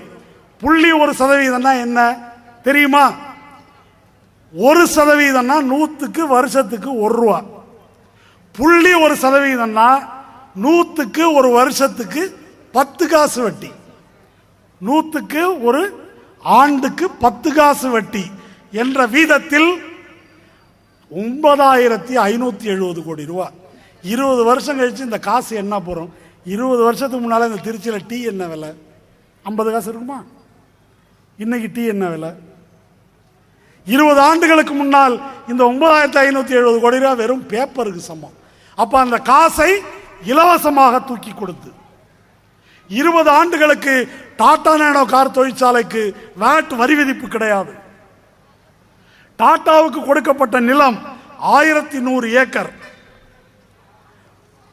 ₹900 விலையுள்ள நிலம், ₹10,000 விலையுள்ள நிலம் ₹900 கொடுத்திருக்கார் மோடி. ₹10,000 விலையுள்ள சதுர அடி நிலத்தை ₹900 கொடுத்திருக்கிறாரு. அதுக்கு ஸ்டாம்ப் டியூட்டி கிடையாது. இது ஒரே புள்ளி விவரமா இருக்குது. ஆனால் நீங்கள் புரிந்து கொள்ள வேண்டியது என்னவென்றால், இதைவிட ஒரு முதலாளிக்கு தாசானு தாசனாக, எடுபிடியாக, கைக்கூலியாக ஒரு மனிதன் இருக்க முடியுமா? இருக்கவே முடியாது. நினைச்சு பார்த்தால் டாட்டாவாலேயே டாட்டாவுக்கு இப்படி கொடுக்க முடியாது. அவனே நினைச்சாலும் அவன் சொத்தை அவனுக்கே கொடுக்கறதுனா கூட இப்படி நினைச்சு பார்த்தாலும் கொடுக்க முடியாது. அந்த அளவுக்கு கேடு கட்ட ஒரு முதலாளித்துவ எடுபிடி.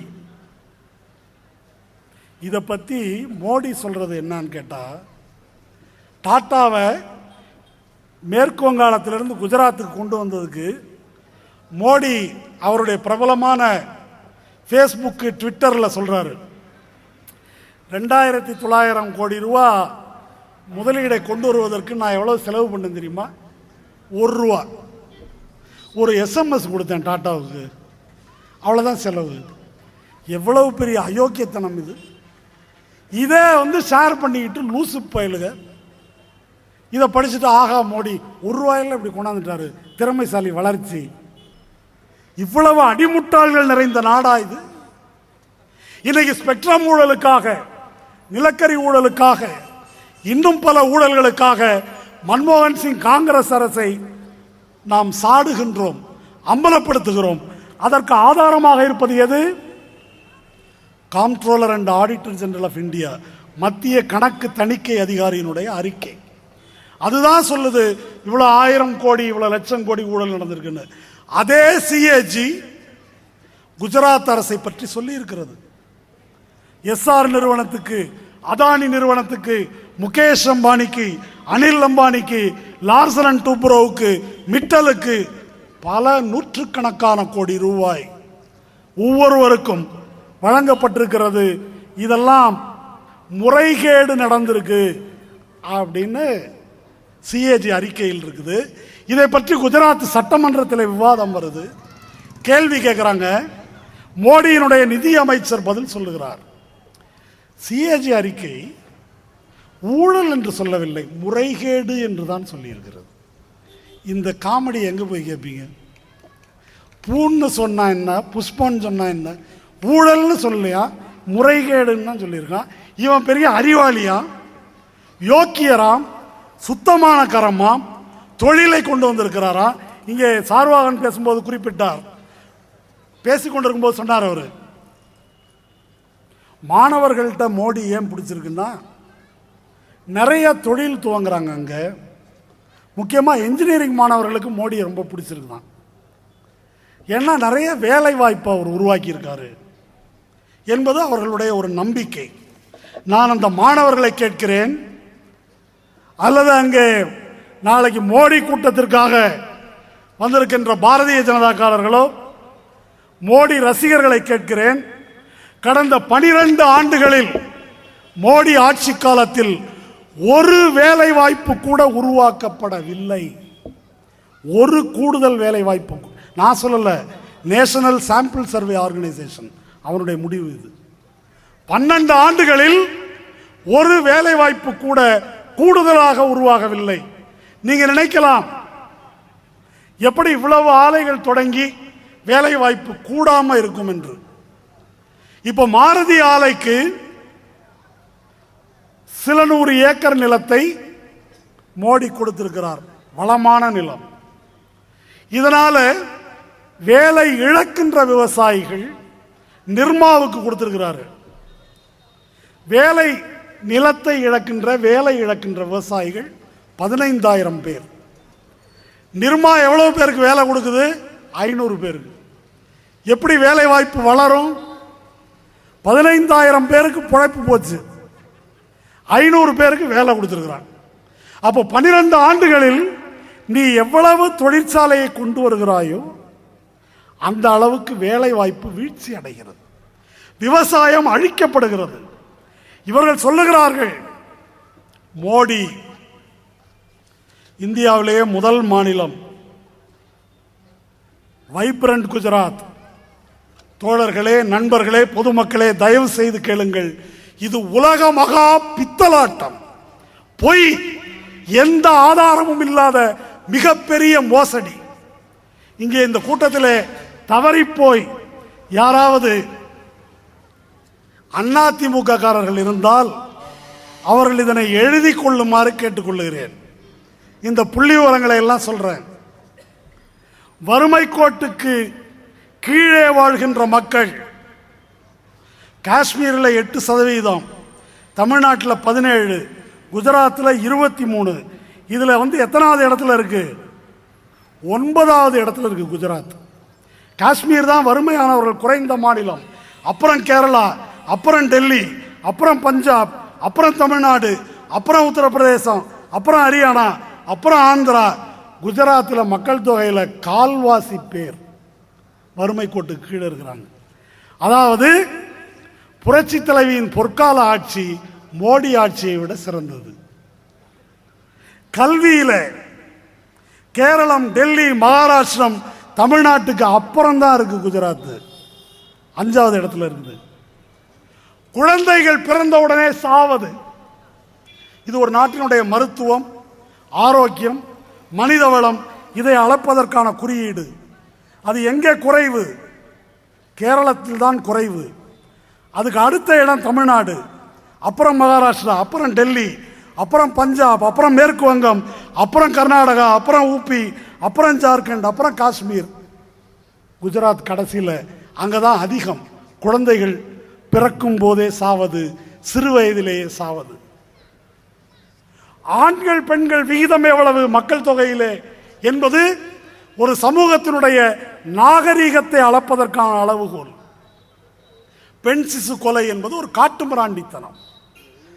பெண்கள் வேண்டாம் என்று சொல்லுகிற ஒரு சமூகம் நாகரிக சமூகமா இருக்காது. அப்போ ஆணும் பெண்ணும் மக்கள் தொகையில 1000 ஆண்னா 1000 பெண் இருக்கணும். டெமோகிராபிக் பேலன்ஸ் என்று சொல்வார்கள். அப்படிப்பட்ட நிலை இந்தியாவில் எங்க இருக்குது? கேரளத்தில் 1000 ஆண்களுக்கு 1084 பெண்கள்.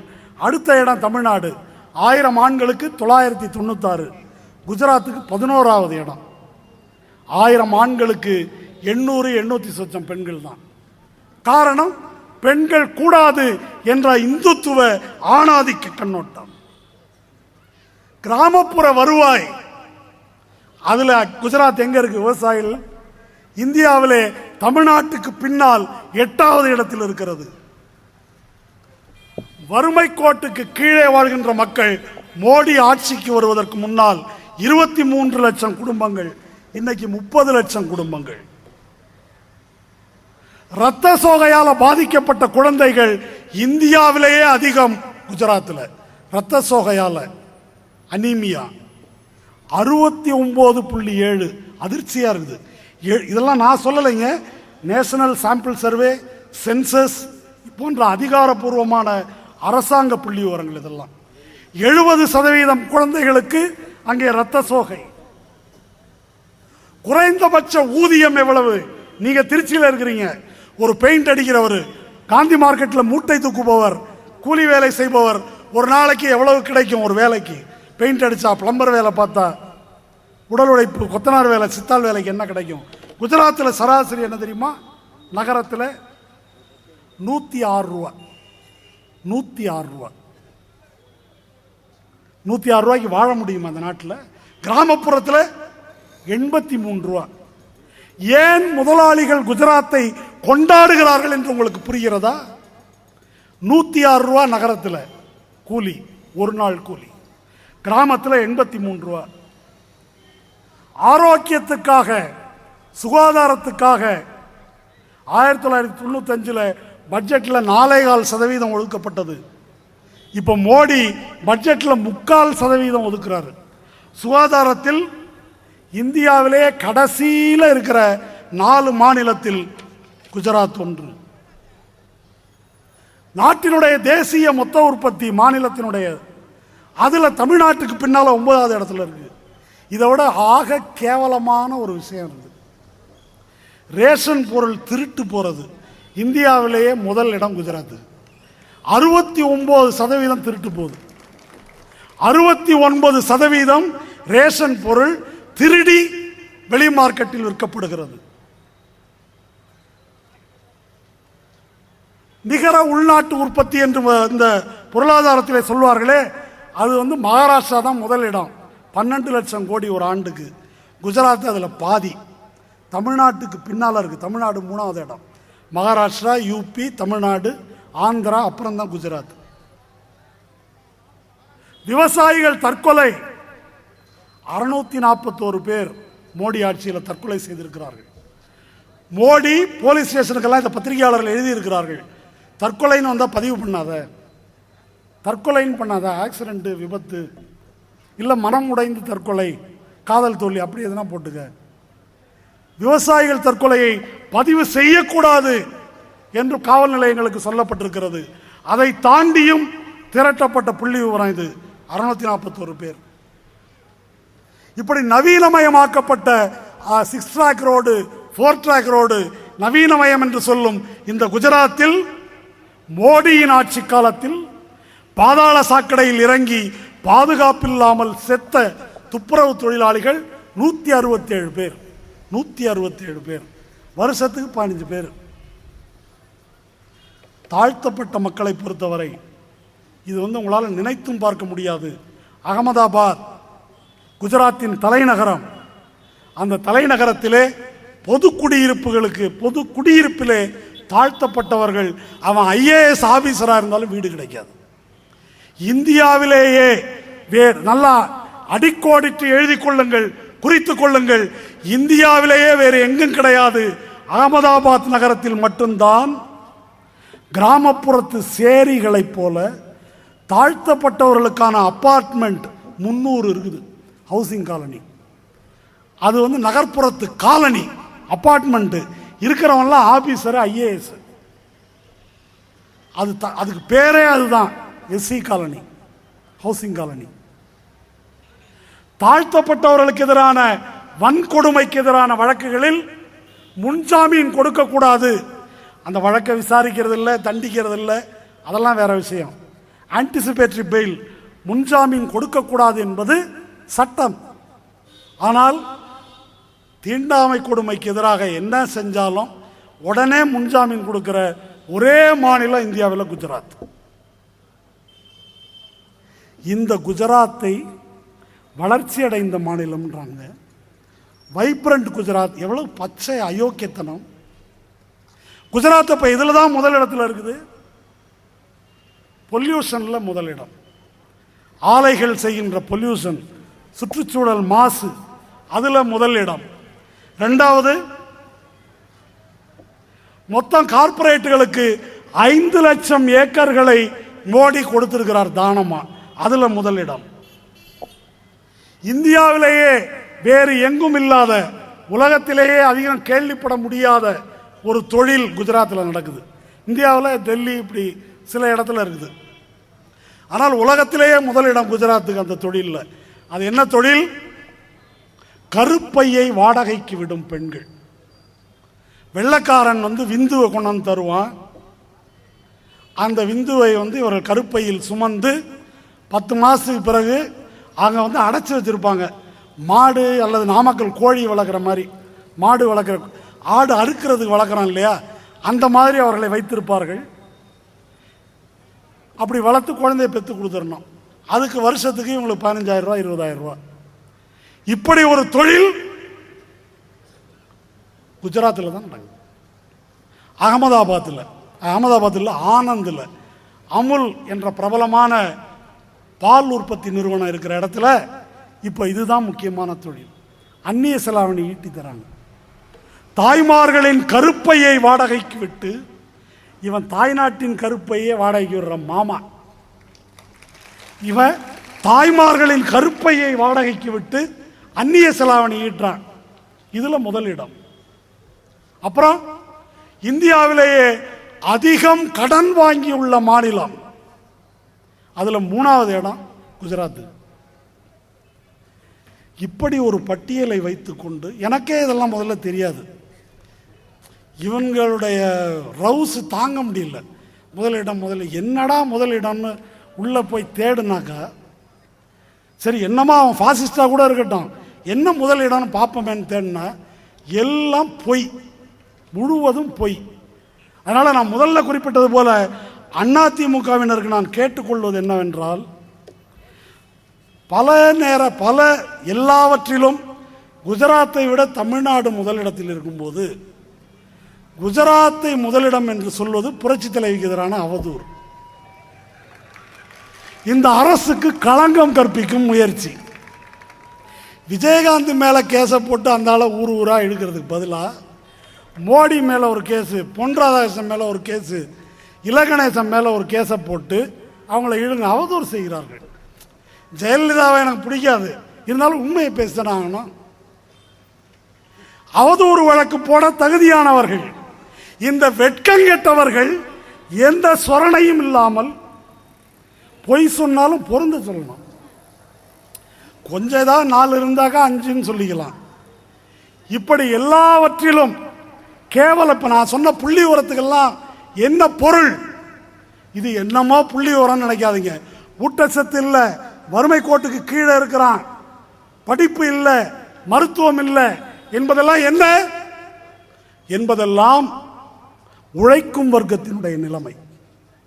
உழைக்கும் வர்க்கம் மோடியின் ஆட்சியில் அடைந்திருக்கும் வளர்ச்சி இதுதான். பல பேர் நினைக்கிறான், பல பேர் பேசுகிறார்கள், சரிங்க முஸ்லீம்களை அடிச்சாங்க, அதெல்லாம் தப்பு தான், இருந்தாலும் வளர்ந்துருக்குல்ல. என்னடா வெங்காயம் வளர்ந்துருக்குது, என்ன வளர்ந்திருக்கிறது? உனக்கும் எனக்கு என்ன இருக்கிறது? அதில் ஏற்கனவே இருந்ததும் பறிபோய் இருக்கிறது என்பது உண்மை. இந்த பாரதிய ஜனதாக்காரர்களுக்கு அறிவு நாணயமோ சொரணையோ இருந்தால் இதற்கெல்லாம் பதில் சொல்லட்டும். பதில் சொல்லு. நீ ஒரு நோட்டீஸ் அடி பார்ப்போம். காரி மூஞ்சியில் துப்புவோம். வழக்கு போடுவேன்னா எல்லாவற்றுக்கும் ஆதாரம் இருக்கிறது. யாரை அந்த அளவு தமிழ் மக்கள் முட்டாள்களா?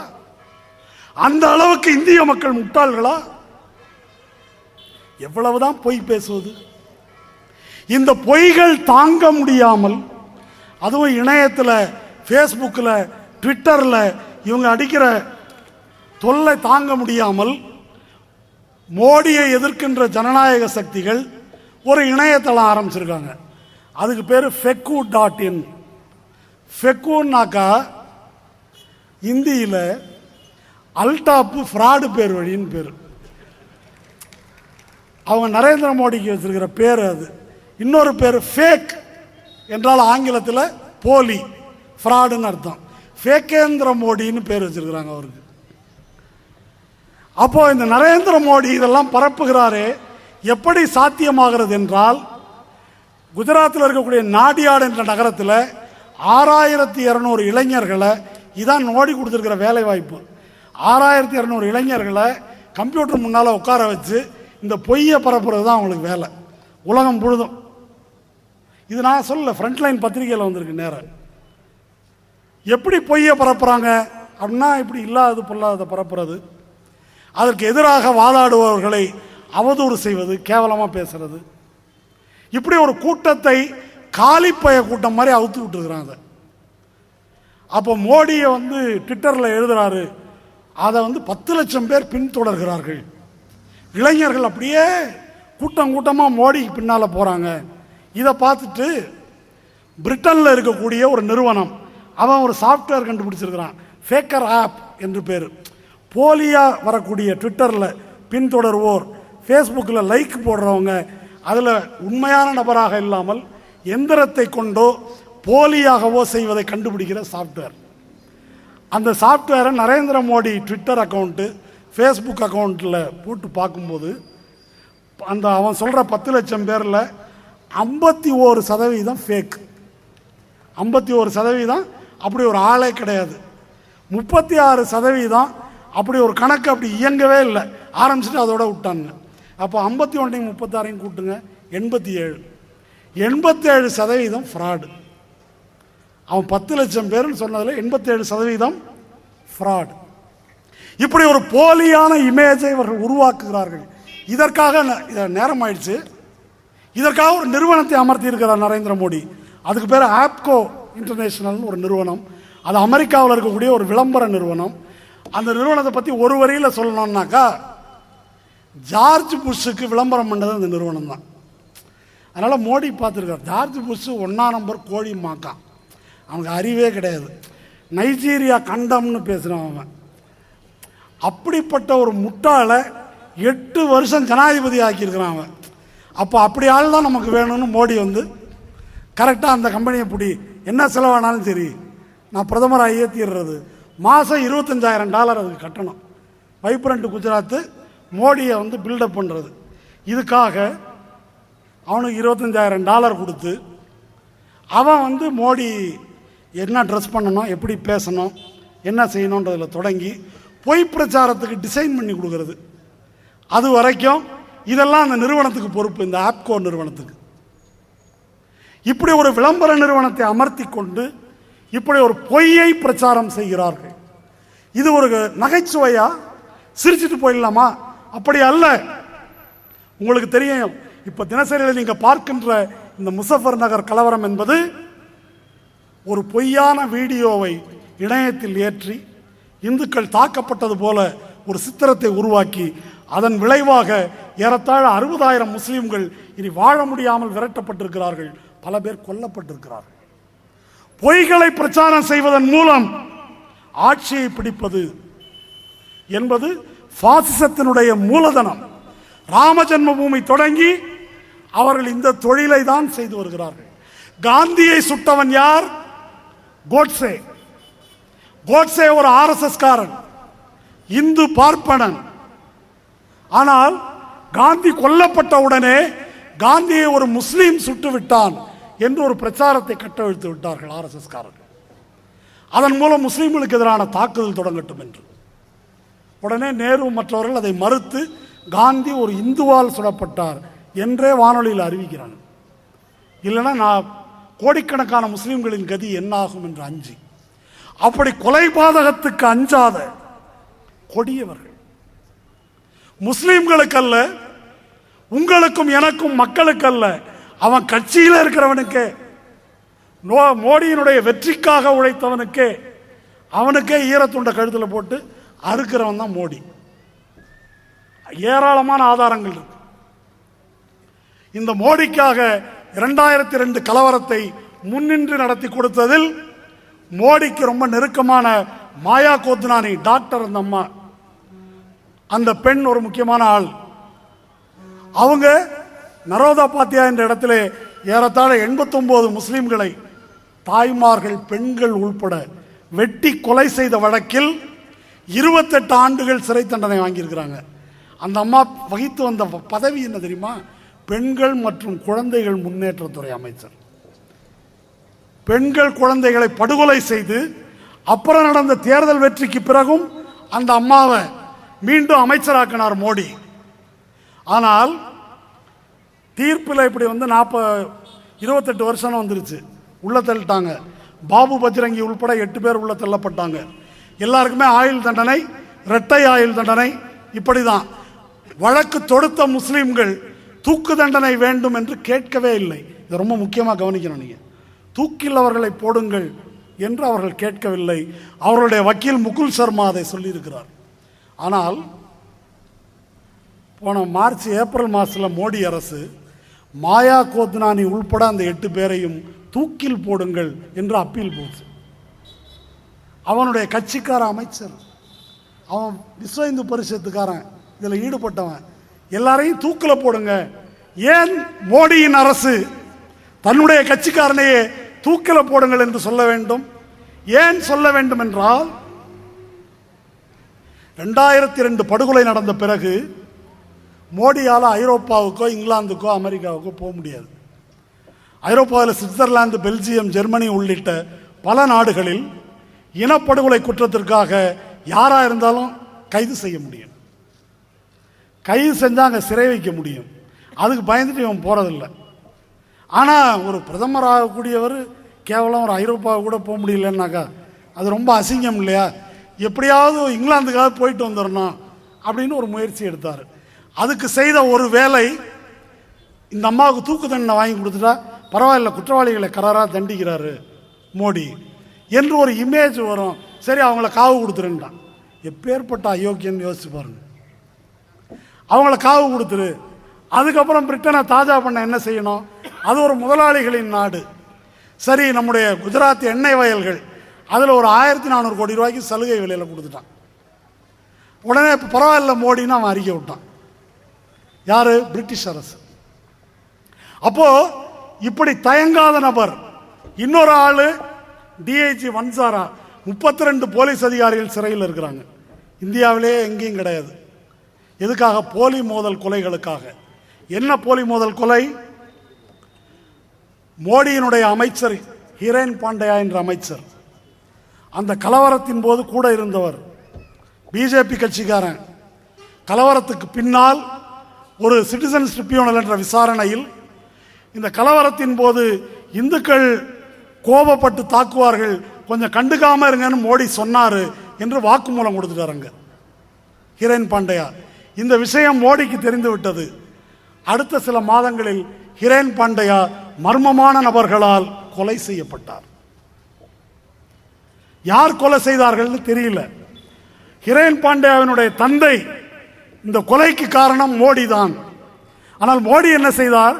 பாகிஸ்தான் தீவிரவாதிகள் குஜராத் படுகொலைக்கு பழி வாங்குவதற்காக முஸ்லீம் தீவிரவாதிகளை உருவாக்கி ஹிரேன் பாண்டியாவை கொண்டுட்டாங்க என்று ஒரு ஸ்டோரியை உருவாக்கி ஏறத்தாழ 17 பேரை கைது செய்தார்கள். ஆதாரம் இல்லை என்று அத்தனை பேரையும் விடுதலை செய்தது நீதிமன்றம். ஆனால் நடந்தது என்ன? அந்த ஹிரேன் பாண்டியாவின் கொலை குற்றத்தில் நேர சம்பந்தப்பட்டிருந்த ஒரு முஸ்லீம் ரவுடி, சோரப்தீன் என்று பேர், அவனை தான் இவங்க கூலிப்படையாக பயன்படுத்தியிருக்கிறாங்க. வெளியே தெரிஞ்சிருமோன்னு அவனை போட்டாங்க. அவனை போட்டதை பார்த்தது அவன் பொண்டாட்டி கௌசர்பி. அந்த அம்மாவை போட்டு அந்த அம்மா உடம்பையும் எரித்து சாம்பல் கூட இல்லாமல் பண்ணிட்டாங்க. இந்த விஷயம் தெரிஞ்ச கூட ஒரு ரவுடி பிரஜாபதினு இந்து, அவன் இருந்த ஆபத்துன்னு அவனையும் போட்டாங்க. இத்தனை கொலைகளையும் செய்தவர்கள் உயர் போலீஸ் அதிகாரி. இஸ்ரத் ஜஹான் என்ற ஒரு சிறுமி, ஒரு பள்ளிக்கூட பெண், அவளை கூட்டு பாகிஸ்தான் தீவிரவாதின்னு சுட்டுக் கொண்டு இப்போ வழக்கு நடக்குது. இதற்காகவெல்லாம் டிஐஜி வன்சாரா உள்ளிட்ட 32 அதிகாரிகள் உள்ளே இருக்கிறார்கள். அவன் இப்போ லெட்டர் எழுதியிருக்கிறான், நாங்கள் செய்த கொலையெல்லாம் தேசத்துக்காக செய்தது, அரசாங்கம் சொல்லி தான் இந்த கொலையை செய்தோம், நாங்கள் சிறையில் இருக்கிறோம் என்றால் மோடியின் அரசாங்கமும் ஜெயிலில் இருக்கணும் என்று அவன் கடிதம் எழுதியிருக்கிறான்.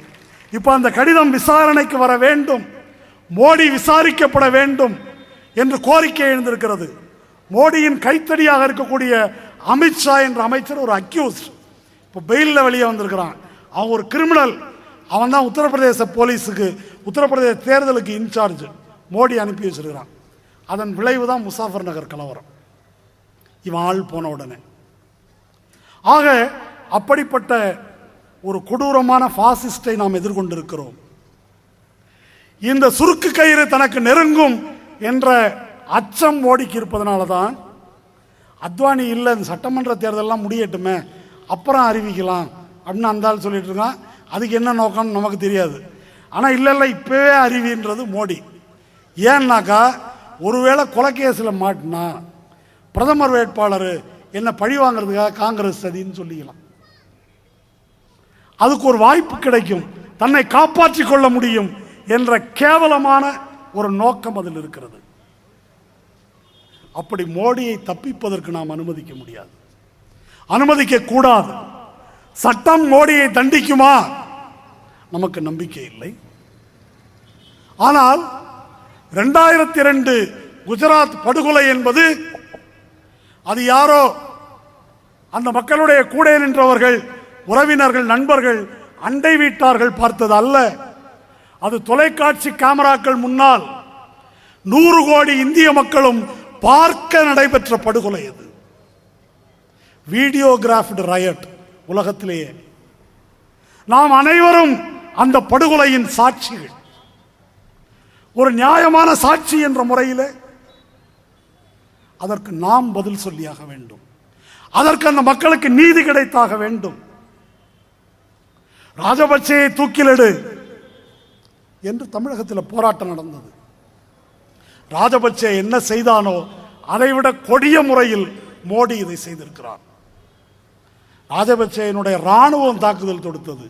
இங்கே காவிப்படை போலீஸ் காவலோடு மிக கொடூரமான முறையில், அதாவது சொல்ல முடியாத வார்த்தைகள், அதை விவரிக்க நேரமும் இல்லை, விவரித்தால் கூசக்கூடியது. கருப்பையை கிழித்து 8 மாத குழந்தையை எடுத்து அந்த பெண் கெஞ்ச கெஞ்ச அந்த குழந்தையை மண்ணெண்ணெய் ஊற்றி கொளுத்திட்டு பிறகு பெண்ணை கொளுத்துவது, தப்பித்து ஓடும் குழந்தையை நாயை பிடிப்பது போல சுருக்கு கயிறு போட்டு பிடித்து கொளுத்துவது, 19 பேர் கொண்ட ஒரு குடும்பத்தை வீட்டுக்குள்ள தண்ணியை ஊற்றிட்டு அதில் 440 வாட் கரண்ட்டை பாய்ச்சி அந்த குடும்பம் முழுவதையும் கொல்வது, வீட்டுக்குள்ள கேஸ் சிலிண்டரை தள்ளி வைத்து மூடி அதை பற்ற வைத்து கொலை செய்வது. எத்தனை கொடூரமான முறைகள் உண்டோ அத்தனை கொடூரமாக எத்தனை பெண்கள் வல்லுறவுக்கு ஆளாக்கப்பட்டு அதற்கு பின்னால் சிதைக்கப்பட்டு கொல்லப்பட்டிருக்கிறார்கள். இது எல்லாம் மோடியால் திட்டமிட்டு நடத்தப்பட்டவை. முஸ்லிம்கள் இனிமேலும் தலையெடுக்க கூடாது. இந்து ராஷ்டிரம் இந்து ராஷ்டிரம் என்று சொல்லுகிறார்களே, அது இதுதான். முஸ்லிம்கள் தங்களை இரண்டாந்தர குடிமக்களாக ஒத்துக்கொள்ள வேண்டும். அதான் ராஜபக்சேன்னு சொல்றாங்க. 2009 முள்ளிவாய்க்கால் படுகொலை முடிந்த உடனே நாடாளுமன்றத்தில் பேசிய ராஜபக்சே என்ன சொன்னார்? இனிமே இங்கே சிறுபான்மை என்று யாரும் கிடையாது, எல்லாரும் இலங்கையர்கள், யாருக்கும் தனி உரிமை கிடையாது, எல்லாருடைய வளர்ச்சிக்காக நான் பாடுபடுவேன். இதற்கு எதிராக யாராவது பேசினால் அவர்கள் தேச துரோகிகள், இலங்கையின் முன்னேற்றத்துக்கு எதிரானவர்கள். இதுதான் ராஜபக்சே. இதே தான் மோடி பேசுறாங்க. 2002 முடிந்து விட்டது, அவனுடைய ஆட்கள் பேசுறாங்க, மறந்து விடுங்கள். நாடு முன்னேறி கொண்டிருக்கிறது. மோடி முன்னேற்ற பாதையில் அதை கொண்டு செலுத்துகிறார். ஏண்டா 2002 நடந்த கொலைக்கு என்ன பதில்? அதுக்கு அப்புறம் ஒன்றும் நடக்கல, இல்லை, சந்தோஷப்படுங்க. இது அவனுடைய பதில். ஆக இதற்கு எதிராக பேசுபவர்கள் எல்லோரும் முன்னேற்றத்தின் எதிரிகள் என்று சித்தரிக்கிறார்கள். இப்படிப்பட்ட ஒரு கொலைகாரனைத்தான் தமிழ் ஈழத்தின் ஆதரவாளர்கள் என்றும், பாரதிய ஜனதா காங்கிரஸ் பண்ண துரோகம் தெரிஞ்சது. பாரதிய ஜனதா என்ன கழட்டுனா? அதில் ஈழம் ஒருவேளை பிரபாகரன் தலைமையிலே அமையக்கூடிய சூழ்நிலை இருந்ததென்றால் அதை தடுத்தது வாஜ்பாய் ஆட்சி. அதற்கு பின்னால் இப்பொழுது இவ்வளவு போராட்டம் நடந்திருக்கிறது. அதையெல்லாம் எதிர்ப்பதும் ராஜபக்சேயை ஆதரிப்பதும் தான் பிஜேபியின் கொள்கை. 2009 இனப்படுகொலைக்கு பின்னால் இந்திய முதலாளிகளோடு போன தூதுக்குழுவில் பாரதிய ஜனதா கட்சிகள் நிரம்பி இருந்தனர். பாரதிய ஜனதா இனப்படுகொலையின் துணைவன். ஆனால் அப்படிப்பட்ட ஒரு கொலைகார கட்சியை அவன் குஜராத்தில் என்ன வேணா செஞ்சிருக்கலாம். தமிழர்களுக்கு ஆதரவாளர்கள் என்று வைகோவும் நெடுமாறனும் சீமான் போன்றோரும் நியாயப்படுத்துகிறார்கள். இது கொலை குற்றத்துக்கு சமமானது, கேவலமானது. ராஜபக்சே தான் அவன் இந்தியாவின் ராஜபக்சே. இந்தியாவின் ராஜபக்சே என்று சும்மா எழுதவில்லை. அப்ப அதை அனுமதிக்கலாம் என்றால் அப்ப ராஜபக்சேயையும் அனுமதிக்கணும். மோடியை அங்கீகரிக்கலாம் என்றால் ராஜபக்சேயின் கூற்றையும் அங்கீகரிக்கணும். சொல்ல போனால் ராஜபக்சே அங்க நடத்துவது ஒரு குடும்ப ஆட்சி. பசில் ராஜபக்சே, கோத்தபய ராஜபக்சே அண்ணன் தம்பி குடும்பம். இந்த குடும்பம் மோடியின் குடும்பம் பெரிது. சங்க பரிவாரம், பரிவாரம்னா இந்தியில குடும்பம். நாடு முழுதும் இருக்குது இந்த குடும்பம். மோடி ஆட்சிக்கு வந்தால், பாரதிய ஜனதா கட்சி ஆட்சிக்கு வந்தால் ஒரு நிரந்தரமான பாசிச கொடுங்கோன்மையின் கீழ் நாம் தத்தளிக்க வேண்டியிருக்கும். அதை நாம் அனுமதிக்க கூடாது. இது பெரியார் வாழ்ந்து பணியாற்றிய மண். இது சித்தர்கள் சாதியை எதிர்த்து முழக்கமிட்ட மண். இறை நம்பிக்கைக்கு மேல் இந்த தோலில இறைச்சி தோல் எலும்பிலும் இலக்கமிட்டு இருக்குதோ என்று கேட்ட சித்தர்கள் பாடிய மண். பிறப்போக்கும் எல்லா உயிர்க்கும் என்று வள்ளுவன் முழங்கிய மண். அப்படி ஒரு மண்ணில் மோடி வருவதற்கும் இங்கே இவ்வளவு திமிராக இவர்கள் போவதற்கும் யார் காரணம் என்பதை நீங்கள் சிந்திக்க வேண்டும். திராவிட முன்னேற்ற கழகமோ மதிமுகவோ பல்வேறு தமிழ் அமைப்புகளோ தயவு செய்து சிந்தியுங்கள். இது நமக்கு வெட்கம் இல்லையா? இது நமக்கு கேவலம் இல்லையா? இது நம்முடைய சுயமரியாதைக்கு இழுக்கு இல்லையா? சாதியை நியாயம், பார்ப்பனியத்தை நியாயம் என்று சொல்லுகின்ற ஒரு கட்சி அவன் திமிர்த்தனமாக இந்த தமிழ் மண்ணிலே போக முடிகிறது என்றால் நாம் வாழ்வதில் நடமாடுவதில் என்ன அர்த்தம்? அதை கேட்பதற்கு 4 பேர் இல்லை என்று சொன்னால் நாம் இங்கே இயங்குவதில் என்ன பொருள்?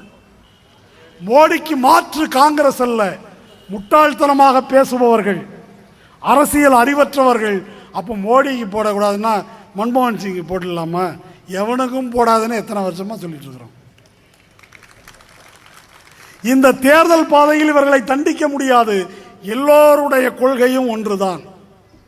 மன்மோகன் சிங் சங்கிலி இருக்கிற திருடன், மோடி சங்கிலி அறுத்துட்டு கழுத்தையும் அறுக்கிறவன். இதுதான் வேறுபாடு. இதுல மன்மோகன் சிங் போடுங்க நாங்களா சொன்னோம்? மன்மோகன் சிங்கின் கொள்கையும் மோடியின் கொள்கையும் காங்கிரஸ், திமுக உள்ளிட்ட சர்வ கட்சியின் கொள்கைகளும் மறுகாலனியாக்கம், தனியார் மயம், தாராளமயம். இந்த கொள்கையை அமல்படுத்துவதற்காகத்தான் மோடி வேண்டும் என்று முதலாளிகள் சொல்லுகிறார். மோடியை முறியடிக்க வேண்டும் என்றால் குஜராத் இனப்படுகொலைக்கான குற்றத்துக்கு தண்டிக்க வேண்டும் என்றாலும் நாம் தான் போராட வேண்டும். எந்த ஓட்டு கட்சியும் போராடப் போவதில்லை. மதசார்பின்மை பேசுபவர்கள், மதவெறியை எதிர்ப்பவர்கள் யாரும் மோடிக்கு எதிராக ஒரு துரும்பை கூட இந்த தமிழகத்தில் எடுத்து போடவில்லை. அவனை வைத்துக் கொண்டு என்ன செய்வது? தயவு செய்து இஸ்லாமிய மக்கள் சிந்திக்க வேண்டும். நீங்கள் இருக்க வேண்டிய இடம் இது. மத நம்பிக்கையால் நீங்கள் இஸ்லாமியர்களாக இருக்கலாம். சிறுபான்மை கட்சிகள் உதவாது. மதசார்பற்ற கட்சிகள், புரட்சிகர இயக்கங்கள் மட்டும்தான் இஸ்லாமியர்களையோ கிறிஸ்துவர்களையோ ஒடுக்கப்பட்ட தலித் மக்களையோ காப்பாற்ற முடியும். தலித் கட்சிகளோ சிறுபான்மை கட்சிகளோ பல சந்தர்ப்பங்களில் பாரதிய ஜனதாவுக்கும் பாரதிய ஜனதாவை மறைமுகமாக ஆதரிக்கின்ற ஜெயலலிதாவுக்கும் விலை போயிருக்கிறார்கள், கூட்டணியாக போயிருக்கிறார்கள். அப்படி விலை போகாத ஒரு கட்சி இந்த புரட்சிகர இயக்கம்தான். நோய் என்ன என்று தெரிந்து விட்டது. நோய் நாடி, நோய் முதல் நாடி, அது தணிக்கும் வாய் நாடி வாய்ப்ப குழல். நோய் என்னவென்று தெரிந்த பிறகு அதற்கு தீர்வு என்ன என்று பார்க்க வேண்டும்.